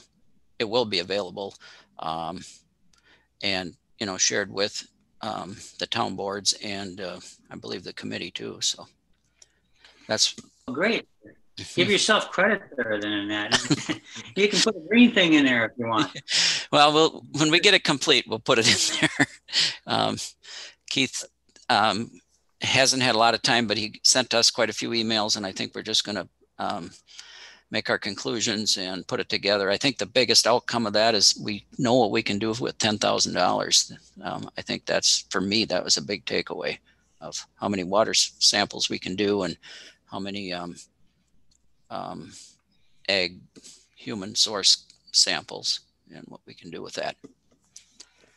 But hopefully we'll get that green next month. I might make it's sort of an ancillary comment, but the Red Cedar Watershed Conference planning group has been looking at the model for their conference, which happens in March of every year. And it's sort of a way to, it's an aspect of a community campaign because it provides ongoing education every year to stakeholders. But this year, because of the COVID, or next year, I should say, because of COVID, the plan is to hold that conference as a virtual conference. And so they have 3 really high-level national speakers that are going to come, and it's not clear exactly how this will work now, but the plan is to have the conference happen in collaboration with Wisconsin Lakes Association as part of an effort called Wisconsin Water Week, where groups from around the state will be working together to hold a series of local sort of online gatherings. The Red Cedar Conference will in some fashion be carved out as kind of a special aspect of that statewide thing. But in that, there may be, and local schools, I think, are probably going to be more active in that campaign than they have in the past. So as we move towards that, it may be possible to tie that effort, especially since it's online, into a larger water quality campaign education effort. We have to kind of see it evolve as it happens and see what the role the county can play in making that happen.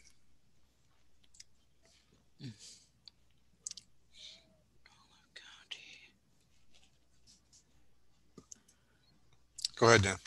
Okay.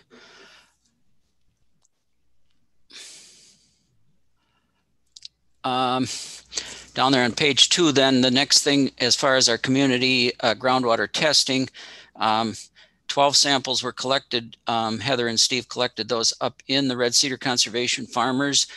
They will be the homeowners test that is being paid for by the Red Cedar Conservation Farmers Farmer-Led Watershed Grant.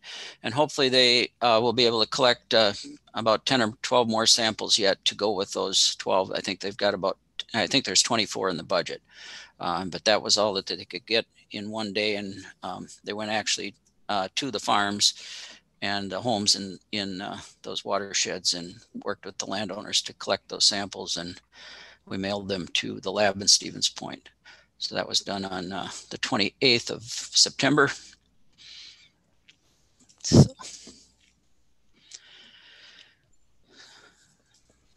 So that's kind of what we're working on, as we get time. And I think you are correct that, a lot of things that we're doing are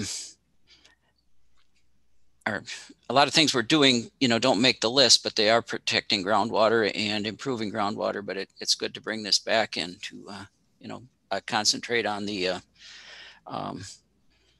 efforts that went into putting this down on paper and seeing it carried through. One final question for Dan, if I may. Sure. The very last thing said that a UW student will be hired to develop the webpage. Has one been hired?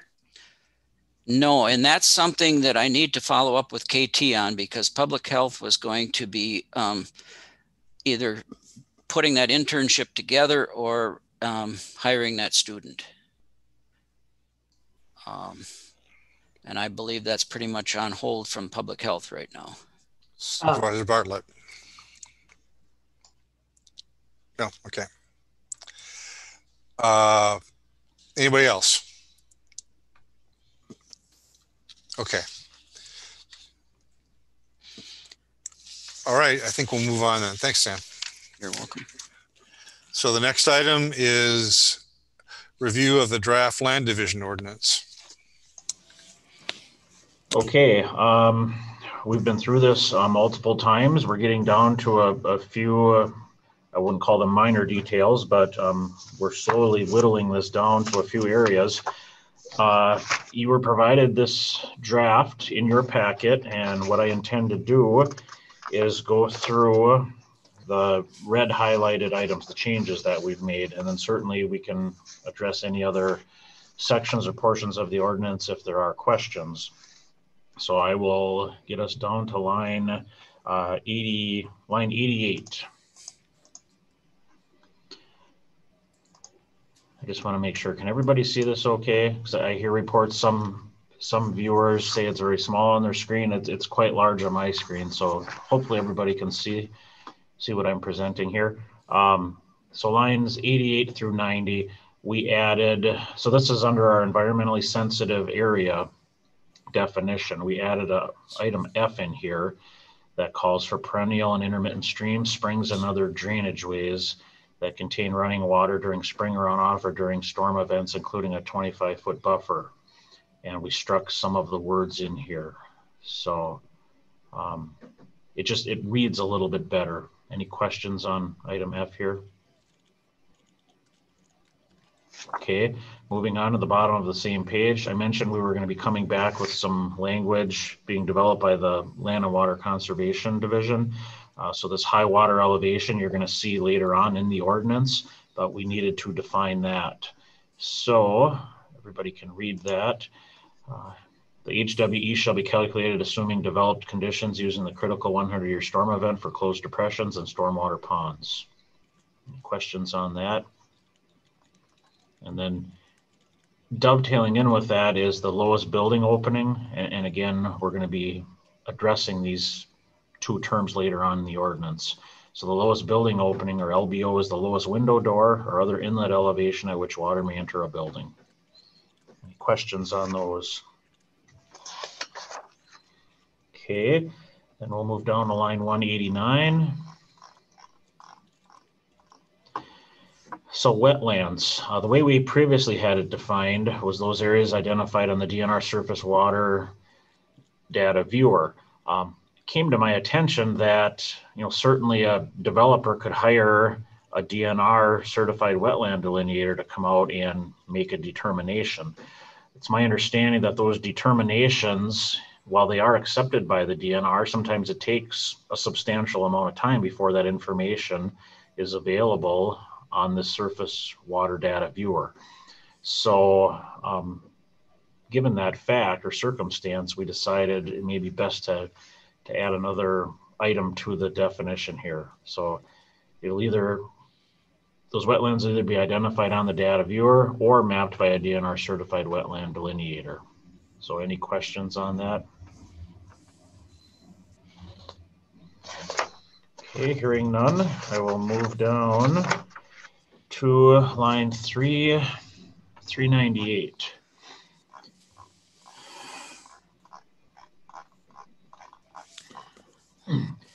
And normally I would like to go in order of all the changes, but this change here, so we're striking a soil boring map. And again, this is under the requirements for certified survey maps, basically what they need to submit to the department. And I think it would really help the discussion if we jump ahead, as much as I don't like to do that. I'm going to jump ahead to 16.46 parent 8. That talks about our soil boring requirement, and then I'm going to come back to this. It'll make a little more sense. So let me get down there. 16.46. It's actually line 1034.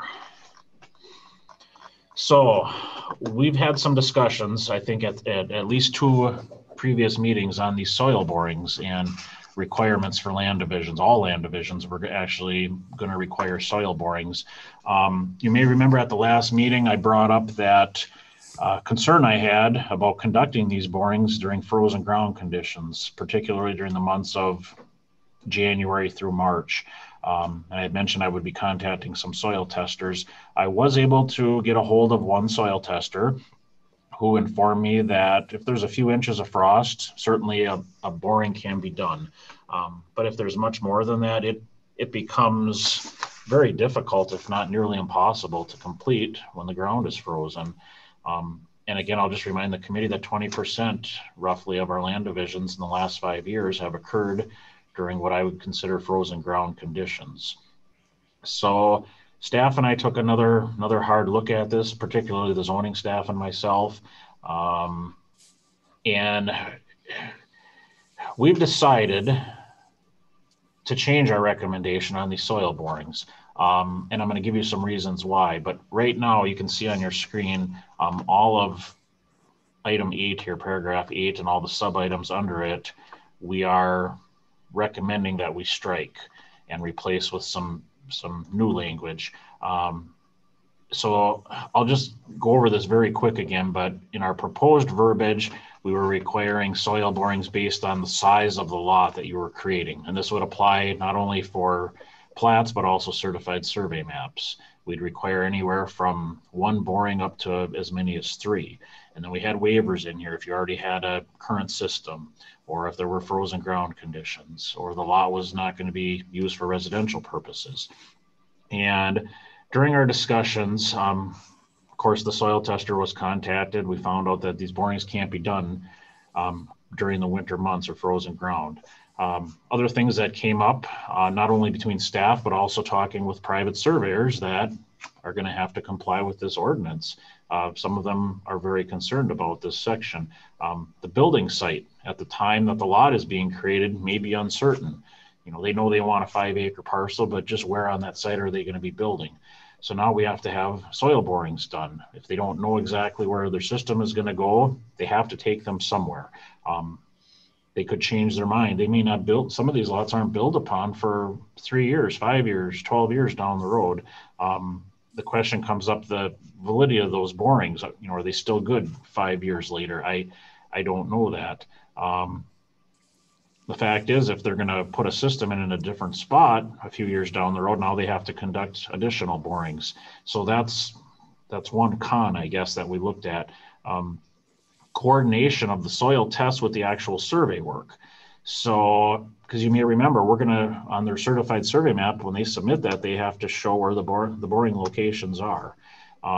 So if the surveyor is scheduled to come out on a Friday to do the work, and they're very busy, and you know, it's either this Friday or they can't get back to it for another month, but the soil tester hasn't been there, well, now the surveyor has to complete the work, come back then once the soil tester has got their test done so they can accurately locate where the borings were before they can submit the map. Meanwhile, it may be in a township that has a land division ordinance. So I'm just going to pick on the town of Menominee.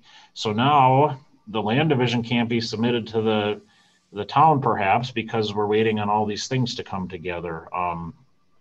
And if multiple trips have to be made to the job site, that's going to result in added cost or additional cost to the landowner. Going forward during staff review, if the site being developed, so let's just say we go along with the staff recommendation here that we're not going to require soil borings on, because really that's I guess I didn't come out and say that, but that's what our recommendation is. We do not feel requiring soil borings on minor land divisions is appropriate. So, but going forward during our staff reviews, so if a minor land division comes in and we can clearly see the site being developed, exhibits severe limitations for the placement of a pout system, it certainly could be noted in the review comments that it's highly recommended they get some tests done. We're not going to require it, but you know, if they're going to spend the time and money, financial investment to carve this lot out, it would be in their best interest to get some soil borings done. And we do that now to some extent. If we see challenges on a site and we can't require certain things, we certainly do our best to make well-reasoned recommendations. Whether they take them or not is up to them. But it's certainly something, you know, we plan on doing going forward. And then lastly, we feel that our contiguous buildable area, so remember we have a contiguous buildable area requirement for all newly created lots, and that number is 30,000 square feet. That can't include any environmentally sensitive areas. So we believe that by having the contiguous buildable area set and defined, it will go a long ways toward ensuring that a system is going to be able to be put in on that lot, at least in that area that's required for the contiguous buildable area. So staff are recommending we rework item 8, get rid of all the things that are struck here. One thing I want to bring up too is item F, holding tank use is prohibited for new construction of residential dwellings on any lots. To me, this is a sanitation regulation, and this regulation really belongs in our sanitation ordinance, which, if I understand, is going to be reworked or rewritten here in the near future. So anyway, this whole section 8 we feel could be reworked into the language we have here. So any lot created by plat, and that is the key word, by plat. Any lot created by plat that is not served by public water and sewer facilities and provisions for such service have not been made shall require a minimum of 1 soil boring meeting the requirements of state sanitary code and a preliminary soil evaluation report. All soil borings required in this chapter shall be conducted by a certified soil tester licensed in Wisconsin. So what we're doing is taking all this verbiage, condensing it, and making it only applicable to major land divisions. If a major land division is going to be proposed in February and they want to submit their information and they can't do the borings, well, they're going to have to wait until the spring. That's just the way it is. But we feel it would place a sizable burden on a landowner and the surveying community if we're going to require soil borings on all the minor land divisions in particular.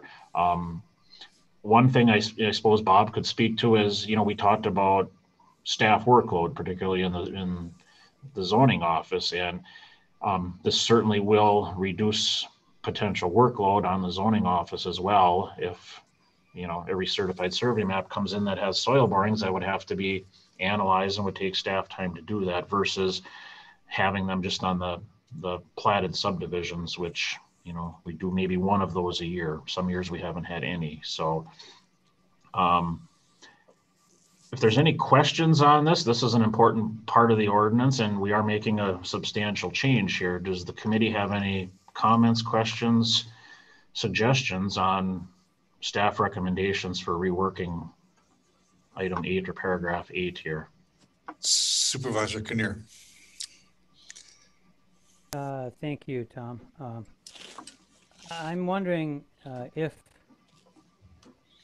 you said that holding tanks should be in the other ordinance. Why did you think of putting them in here in the first place? Are they a real problem? I'm not quite sure why you'd have them in and then take them out. Well, I can attempt to answer that. This verbiage, a lot of this verbiage that we're striking came from another county. I don't quote me, I believe it was possibly Shawano County, or maybe Sheboygan, I forget. But anyway, that language is in there, and you know, we've been discussing this with the zoning office, and these holding tanks are, I guess, a system of last resort. The state does allow them, and when I saw this in the verbiage, we thought, well, it seemed like a good idea at the time. But then, and I know Corp Council had mentioned this early on. He was questioning also, why are we regulating sanitation in our land division ordinance? We left it in, and then when I brought it up a second time, he brought it to my attention that, hey, I mentioned this way back when.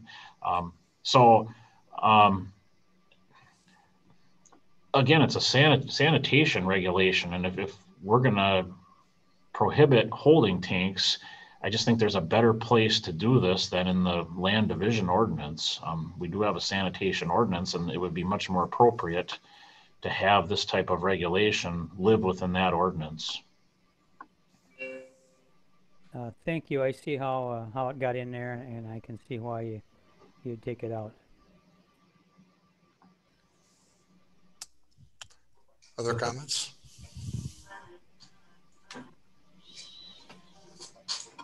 Okay. So I'm going to go back up to where I left off, because now things moving forward will reference this and it will make a lot more sense. So if we go back up to line 398.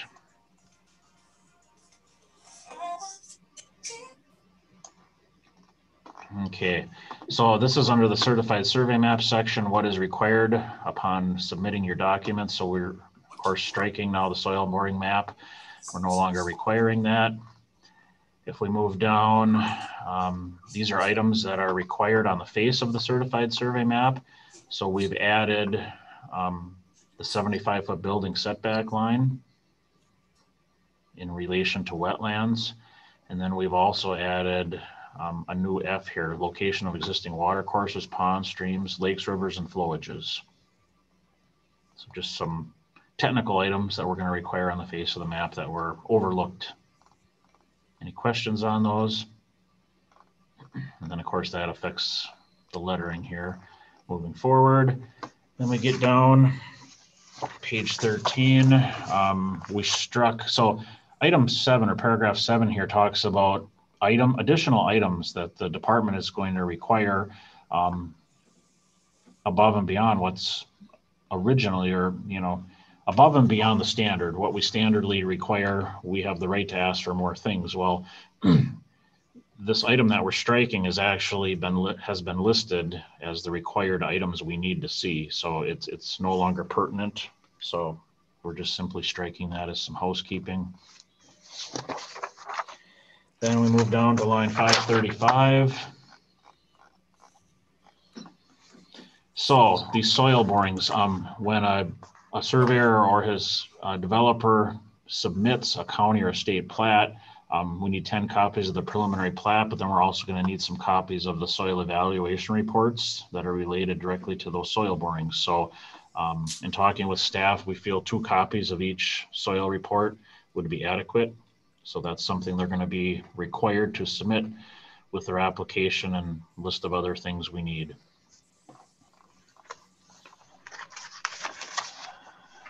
Moving down to line 629.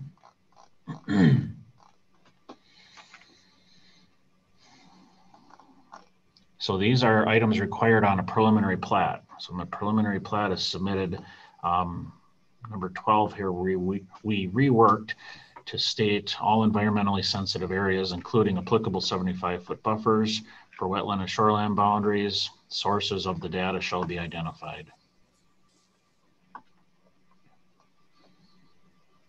And then we also had to add in the soil borings that we're requiring under the section we just spoke about, 16.46, parent 8. Any questions on that? Okay, then I'll move down. These are some new items we added on line 792. Land conservation staff came up with this verbiage, and being it's new, I will read it. So so I guess let's give you some perspective. This is under surface drainage and erosion control. Okay. So item D, post-development runoff volume must be maintained or reduced compared to pre-development conditions for the 25-year, 24-hour type 2 storm event. these are a lot of technical standards here. Constructed drainage swales shall be designed at a minimum to accommodate a 25-year, 24-hour type 2 storm event. And lastly, each lot affected by a high water elevation established for a constructed stormwater pond with a designed outlet shall have a lowest building opening set at a minimum of 2 feet higher than the high water elevation calculated using the critical 100-year storm event. And Nick, if you're with us, there is a question mark there. Yep. I got it. I figured you would catch that. So these items are new. Any questions on this? Technical standards.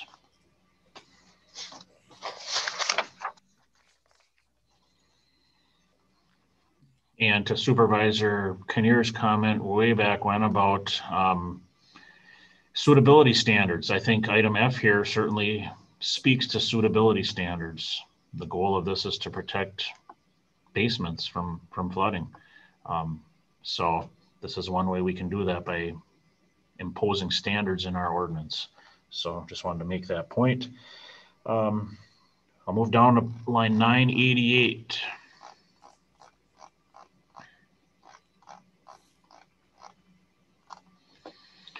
So what we did is we struck a portion of the second sentence because it's redundant.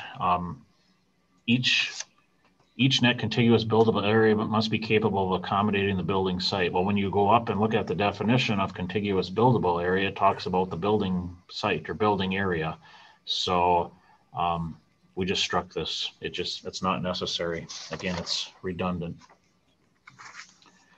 We have already went through, had our discussion on 16.468. So I'll move on from there.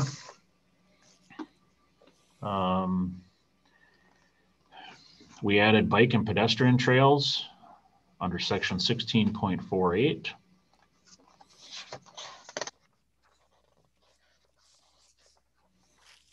And that's it. That takes us to the end. So are there any questions on what I went through today or any other items or portions of the ordinance the committee would like to discuss? Any questions? Okay. So I guess at this point, you know, we are satisfied. I mean, obviously, if you give us another month to look at this, I'm sure we can find some things we'd want to slightly modify, change, or add. But I guess it comes to the point where, you know, we've got a really good document here. And if there's no other input from the committee, I guess the next step would be to schedule a public hearing on this. And we can certainly work with the chair on timing of that and also Corp Counsel and perhaps dovetail it in or parallel it with the manure management ordinance, just a thought. But so at this point, I guess we are, if there's no other marching orders from the committee, we will explore what needs to happen next and schedule with the chair on how to make that happen. That sounds good, Tom. And I think the idea, if we can, of coordinating with the other ordinance makes a lot of sense. So let's talk, if there are no other objections or questions from the committee, that's the way we'll proceed. Mr. Chairman, may I briefly? Diane, yes. Tom, you already know this, but, and we've complimented you before, but this is really a really fine piece of work. And thank you very much for taking it so seriously. This is really a significant step, and I appreciate the work that you've done. I'm sure we all do. You're welcome. And I can't take all the credit. Nick has helped out tremendously with this. I can't thank him enough. And also the other staff. Land conservation has been involved, land information, register of deeds, planning and zoning, and I hope I'm not missing anybody else, highway, but there's been a lot of input into this ordinance. So it's a collaborative effort. Thank you. Thanks, Diane. And I note that I have been told that the staff at the state that have reviewed this have described it as one of the best ordinances they've reviewed so far. So be a model for other counties, probably. Thanks a lot. Okay, let's move on. The manure management ordinance.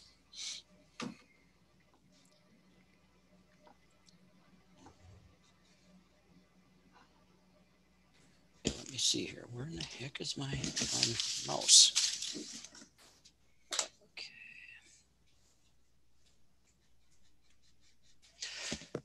Okay, we presented this ordinance, I believe, twice before, and Nick and I sat down on the 6th of October, and we made some changes in here.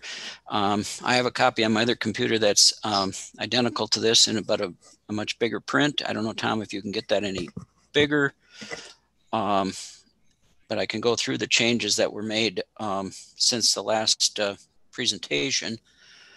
Starting on line 26.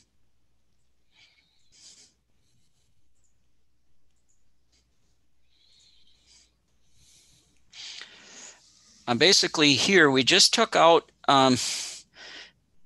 because we're including the runoff rules for farmers, the state performance standards, we want to make sure that application of all manure, not just that from the facilities, is something that we intend to ensure is properly applied. So we just crossed off the words there from all permitted manure storage facilities because we are including the state performance standard for nutrient management for all cropland and that receives manure or fertilizer.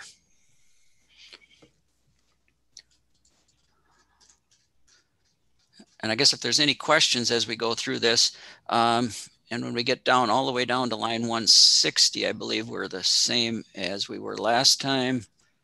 And actually down to 191 is where we made some changes. And this is one of the things that Lisa at DATCAP was concerned about, that we didn't have a documentation report from an engineer or someone certifying that, clearly certifying that the construction meets the standards when we build a new structure. And then we also added that line on 196 that when they submit this to us as post-construction documentation, they include any changes that were made to the original plans and then state that those changes and, that construction meets the standard. We're asking that engineer to put his stamp on the line here saying that what was done meets the standard. And I think this made it quite a bit clearer.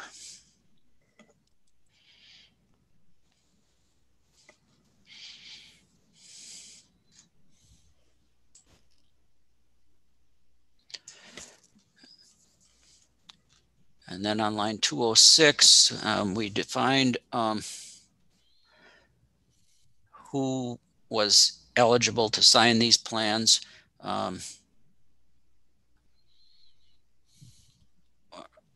Or someone working under a DATCAP or NRCS engineer. Engineering practitioner is what that would be labeled.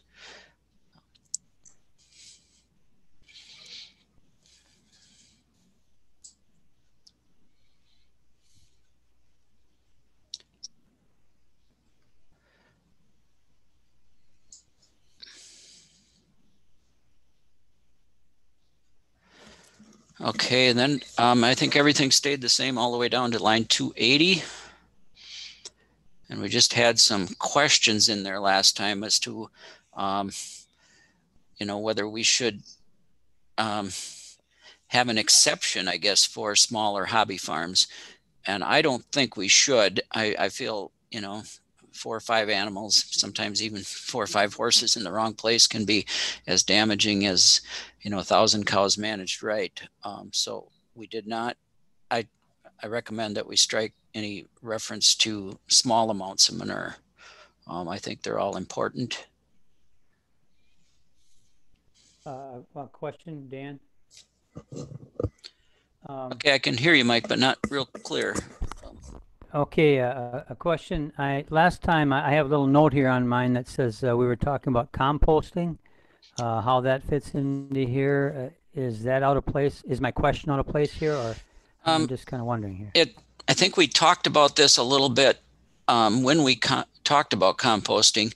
And right now, the standard that the 590 standard allows for temporary manure stacks in certain places, water quality, outside of water quality management areas, that can only stay for less than 1 year. And right now, that's how we're addressing the composting. There's no other, I haven't found any other standards that address it. Thank you. Okay. I don't know. I haven't found a way to address it more than that, Mike. I was just wondering because I knew we had a discussion, Yeah. and I just wanted to clear it up. So thank you. That's fine. Yeah. And then we changed, I think, all of the dates that were in here to October 1st of 2002. And that's a date that's in the DATCAP rule. And this is Nick. You can ignore this one. When Dan and I met, I did not have the tracking on for changes. And so I had to go in after the fact and bring up the old version and the new version and then use a Microsoft Word process to highlight them. And it captured some of the comments that I had just written in for discussion purposes. And this is one of them, just like the exception for hobbyists for stacks was. And so if it looks like it's a note, that's probably what it is. Okay, under 1009 and several places in the ordinance, we made sure that we are looking at the current standard. So as NRCS would update these standards in the future, they would automatically be incorporated into the ordinance. And I think this is important because it's real hard for us to keep legacy standards that are maybe outdated 1 or 2 or 3 exceptions down the road. So you'll see, I think several places we made sure we've got the current standard beyond this point. So.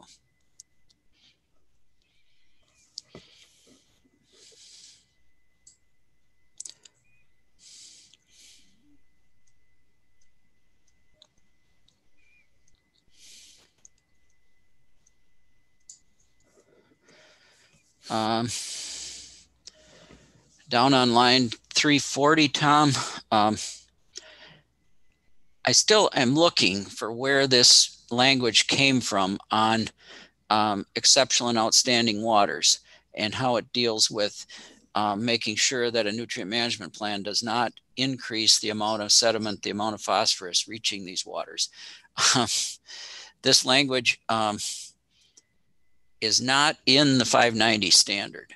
I've looked that far, but I still cannot find, and I'm going to ask Lisa at DATCAP if she can help me find where this language come from. I did send an email to Greg Leonard and he did not respond over in Eau Claire County. But basically the concept, we had it a little bit where our sentences weren't making sense. So we got them to make sense, but we definitely don't want to increase sediment and phosphorus to impaired waters and also to outstanding and exceptional resource waters. And we only have, 1 outstanding and 1 exceptional water in the county, but so that's clarified the language there. Another date change down there on 350.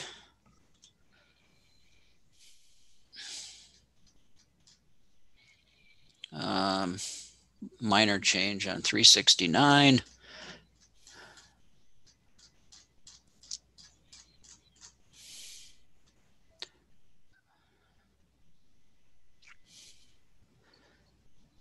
And right on 462 there, we took this out. I don't know.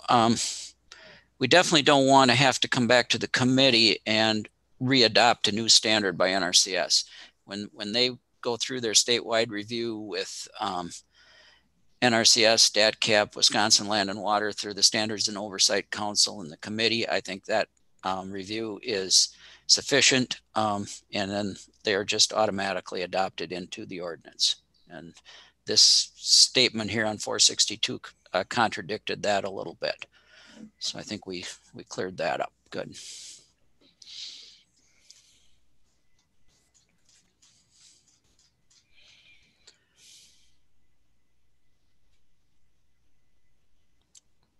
On 536, we're requiring a safety plan, and that is definitely a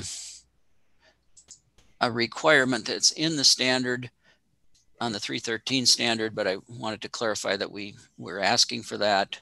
And then the quality assurance plan on line 534 is new, and that is in the newest standard. But we wanted to put those in here to make sure that they were part of the plan. And if you look above this, we asked for all these things to make sure that we had enough document in our ordinance. So if someone did something without built something without a permit, or, brought us a plan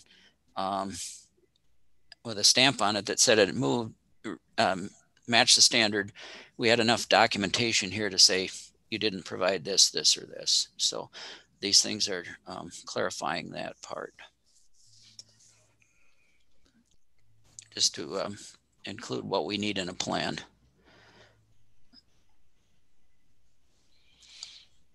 Okay, on 550, this is something that a lot of counties require, is that they get a copy of the lease or land use agreement or spreading agreement where manure is going to go. It's not my goal to fill the files with leases, whether they be electronic but if we need them, then I think I would like to be able to ask for them. So if on 552, these things need to be provided to the division upon request. So it isn't that they have to be a part of the plan when we get it, but if we get a plan and we're reviewing it, we say, hey, it doesn't look like you got enough land here, we can ask for those things. To my knowledge, I think in the past, we've only received them from one facility, and that was the Cranberry Creek Dairy. And, it's just impossible to kind of keep up with those. I mean, if they are CAFO, they submit all new fields to DNR each year, and then they're approved and or denied in their DNR CAFO permit. But this gives us the option to ask for them if we need them, but it doesn't require us to have them.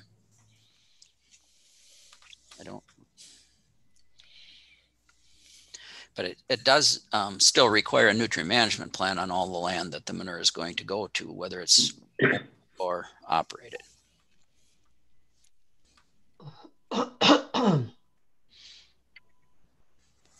Okay.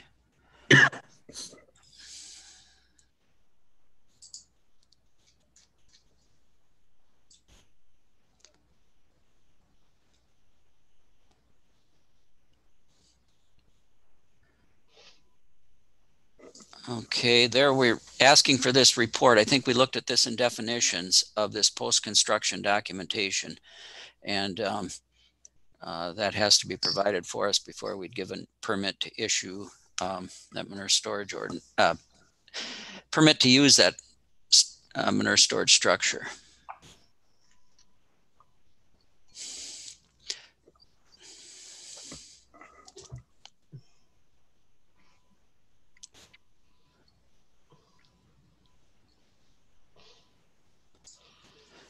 So those are the changes that we have. Since that meeting, as far as I've read this and looked through it, on line 584, Tom, and I know Nick is not going to be, because this is something he specifically asked me about, and that is, are our timeframes equal to what's in livestock siting? And what we have in here on 584B is equal to what's in the comprehensive zoning ordinance for livestock siting. If you look at the county ordinance, and I sent Bob an email here during the meeting, is that have those dates been updated? These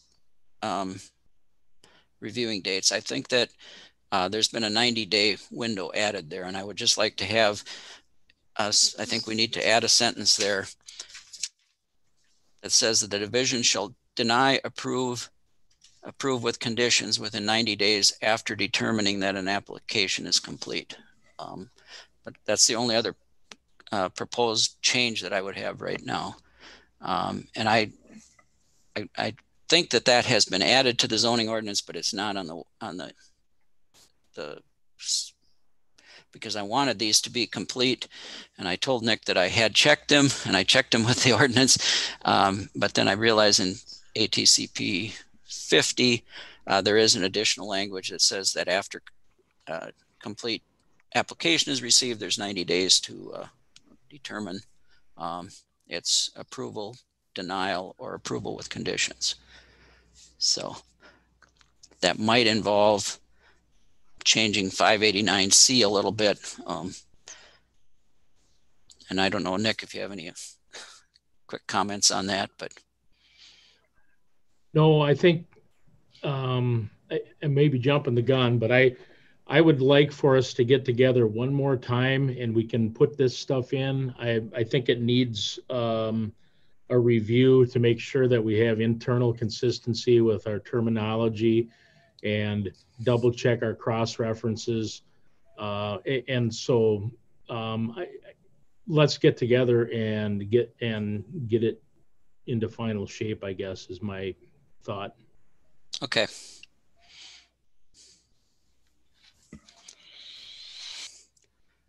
Okay. So it's that. Yeah, that's pretty much what we changed. You know, if there's any questions on any of it, feel free to ask, or, you know, even send me an email or. Questions, Dan? Yeah, sure. There are several like regulations in here that must be met. How many of those cannot be enforced unless there is cost sharing money provided? Is it quite a few? Yeah, the cost sharing,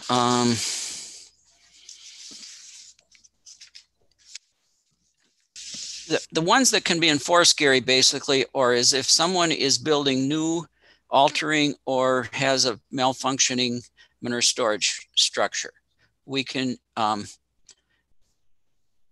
enforce those without, and then we can also require the nutrient management plan for those new and altered manure storage without cost sharing. But technically all the others, if we're going to enforce them, we have to offer cost sharing first. Okay, thank you. Okay, so you guys will get together and we'll have another peek at this, and then we'll coordinate with the, I think we still should coordinate with the other ordinance on a public hearing if practical. That makes sense. Thanks. Anybody else? Thanks a lot, Dan and Nick. Good work. Let's see. Board of Adjustment update, Mr. Colson.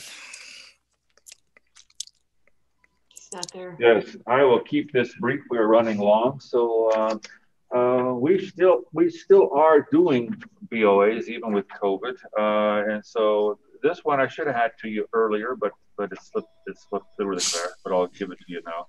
So at the last BOA, there were two applicants. One, Farley Haas, he made a special exception request to create a 3.0 non-farm parcel and a 6.9 outlot. And so, if you recall, in the exclusive ag districts, anytime that you create a non-farm parcel, the BOA has to approve those. Mr. Farley wanted to create a 10-acre parcel, and we wouldn't allow that because the state farm act would only allow 3 acres. And so he created the additional land as an outlot. So he got what he needed in the end, but it was a two-step process, and that was approved. And the second applicant was Joshua Edlund, and he actually found out he had done something without a permit. And we found out that even without a permit, that he was too close to the lot line, didn't meet our setbacks, and so he had the option of taking it down or asking for a variance request of going from 25 feet to 8 feet. He chose obviously to go and ask for a variance, and the committee granted that variance as well. So that's pretty much the status of what's happened at the BOA. Questions about those?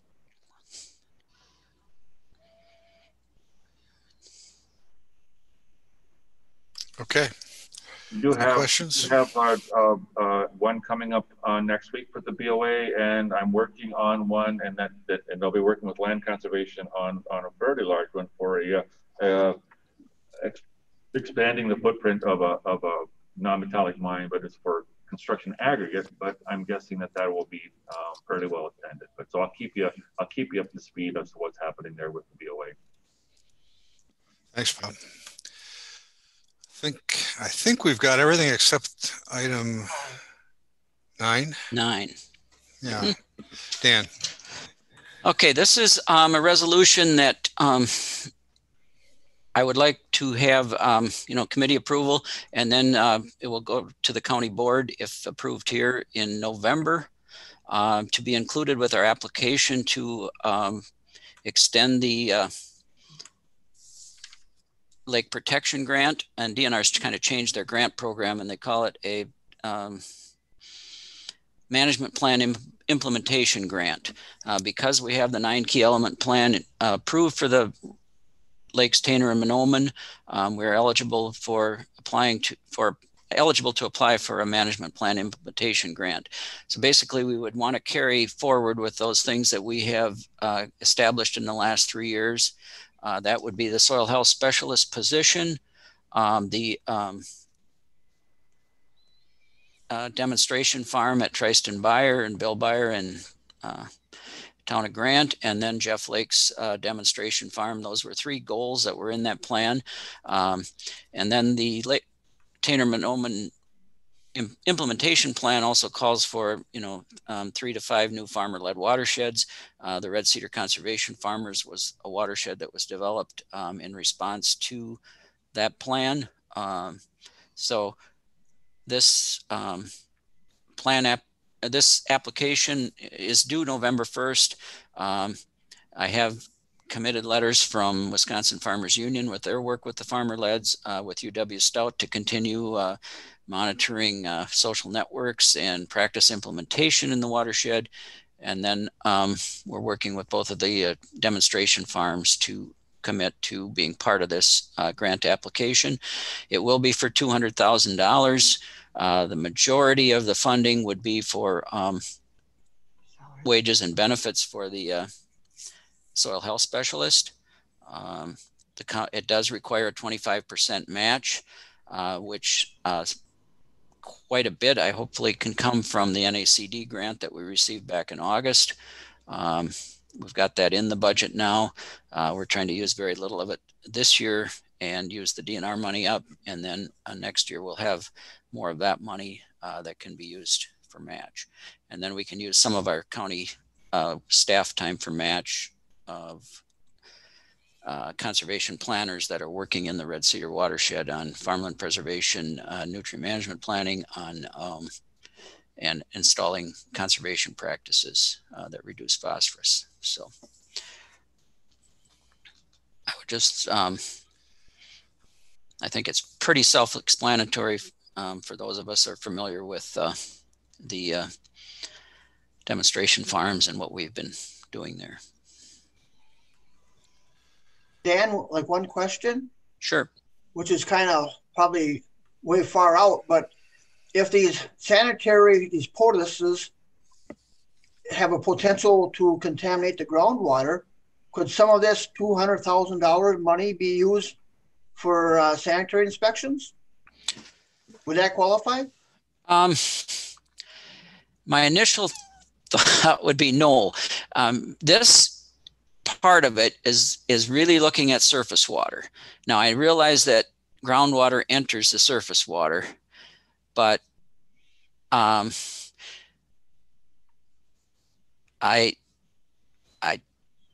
don't know how that would look at the grant reviewers. I just thought I'd ask yeah, that question. Sure.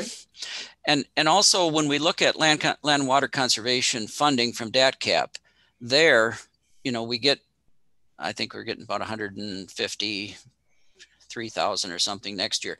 That has to be 95% working on land and water items that are identified in the land and water plan. So. Okay, thank you. A good question, Gary. Yeah. Mm-hmm. It is a good question.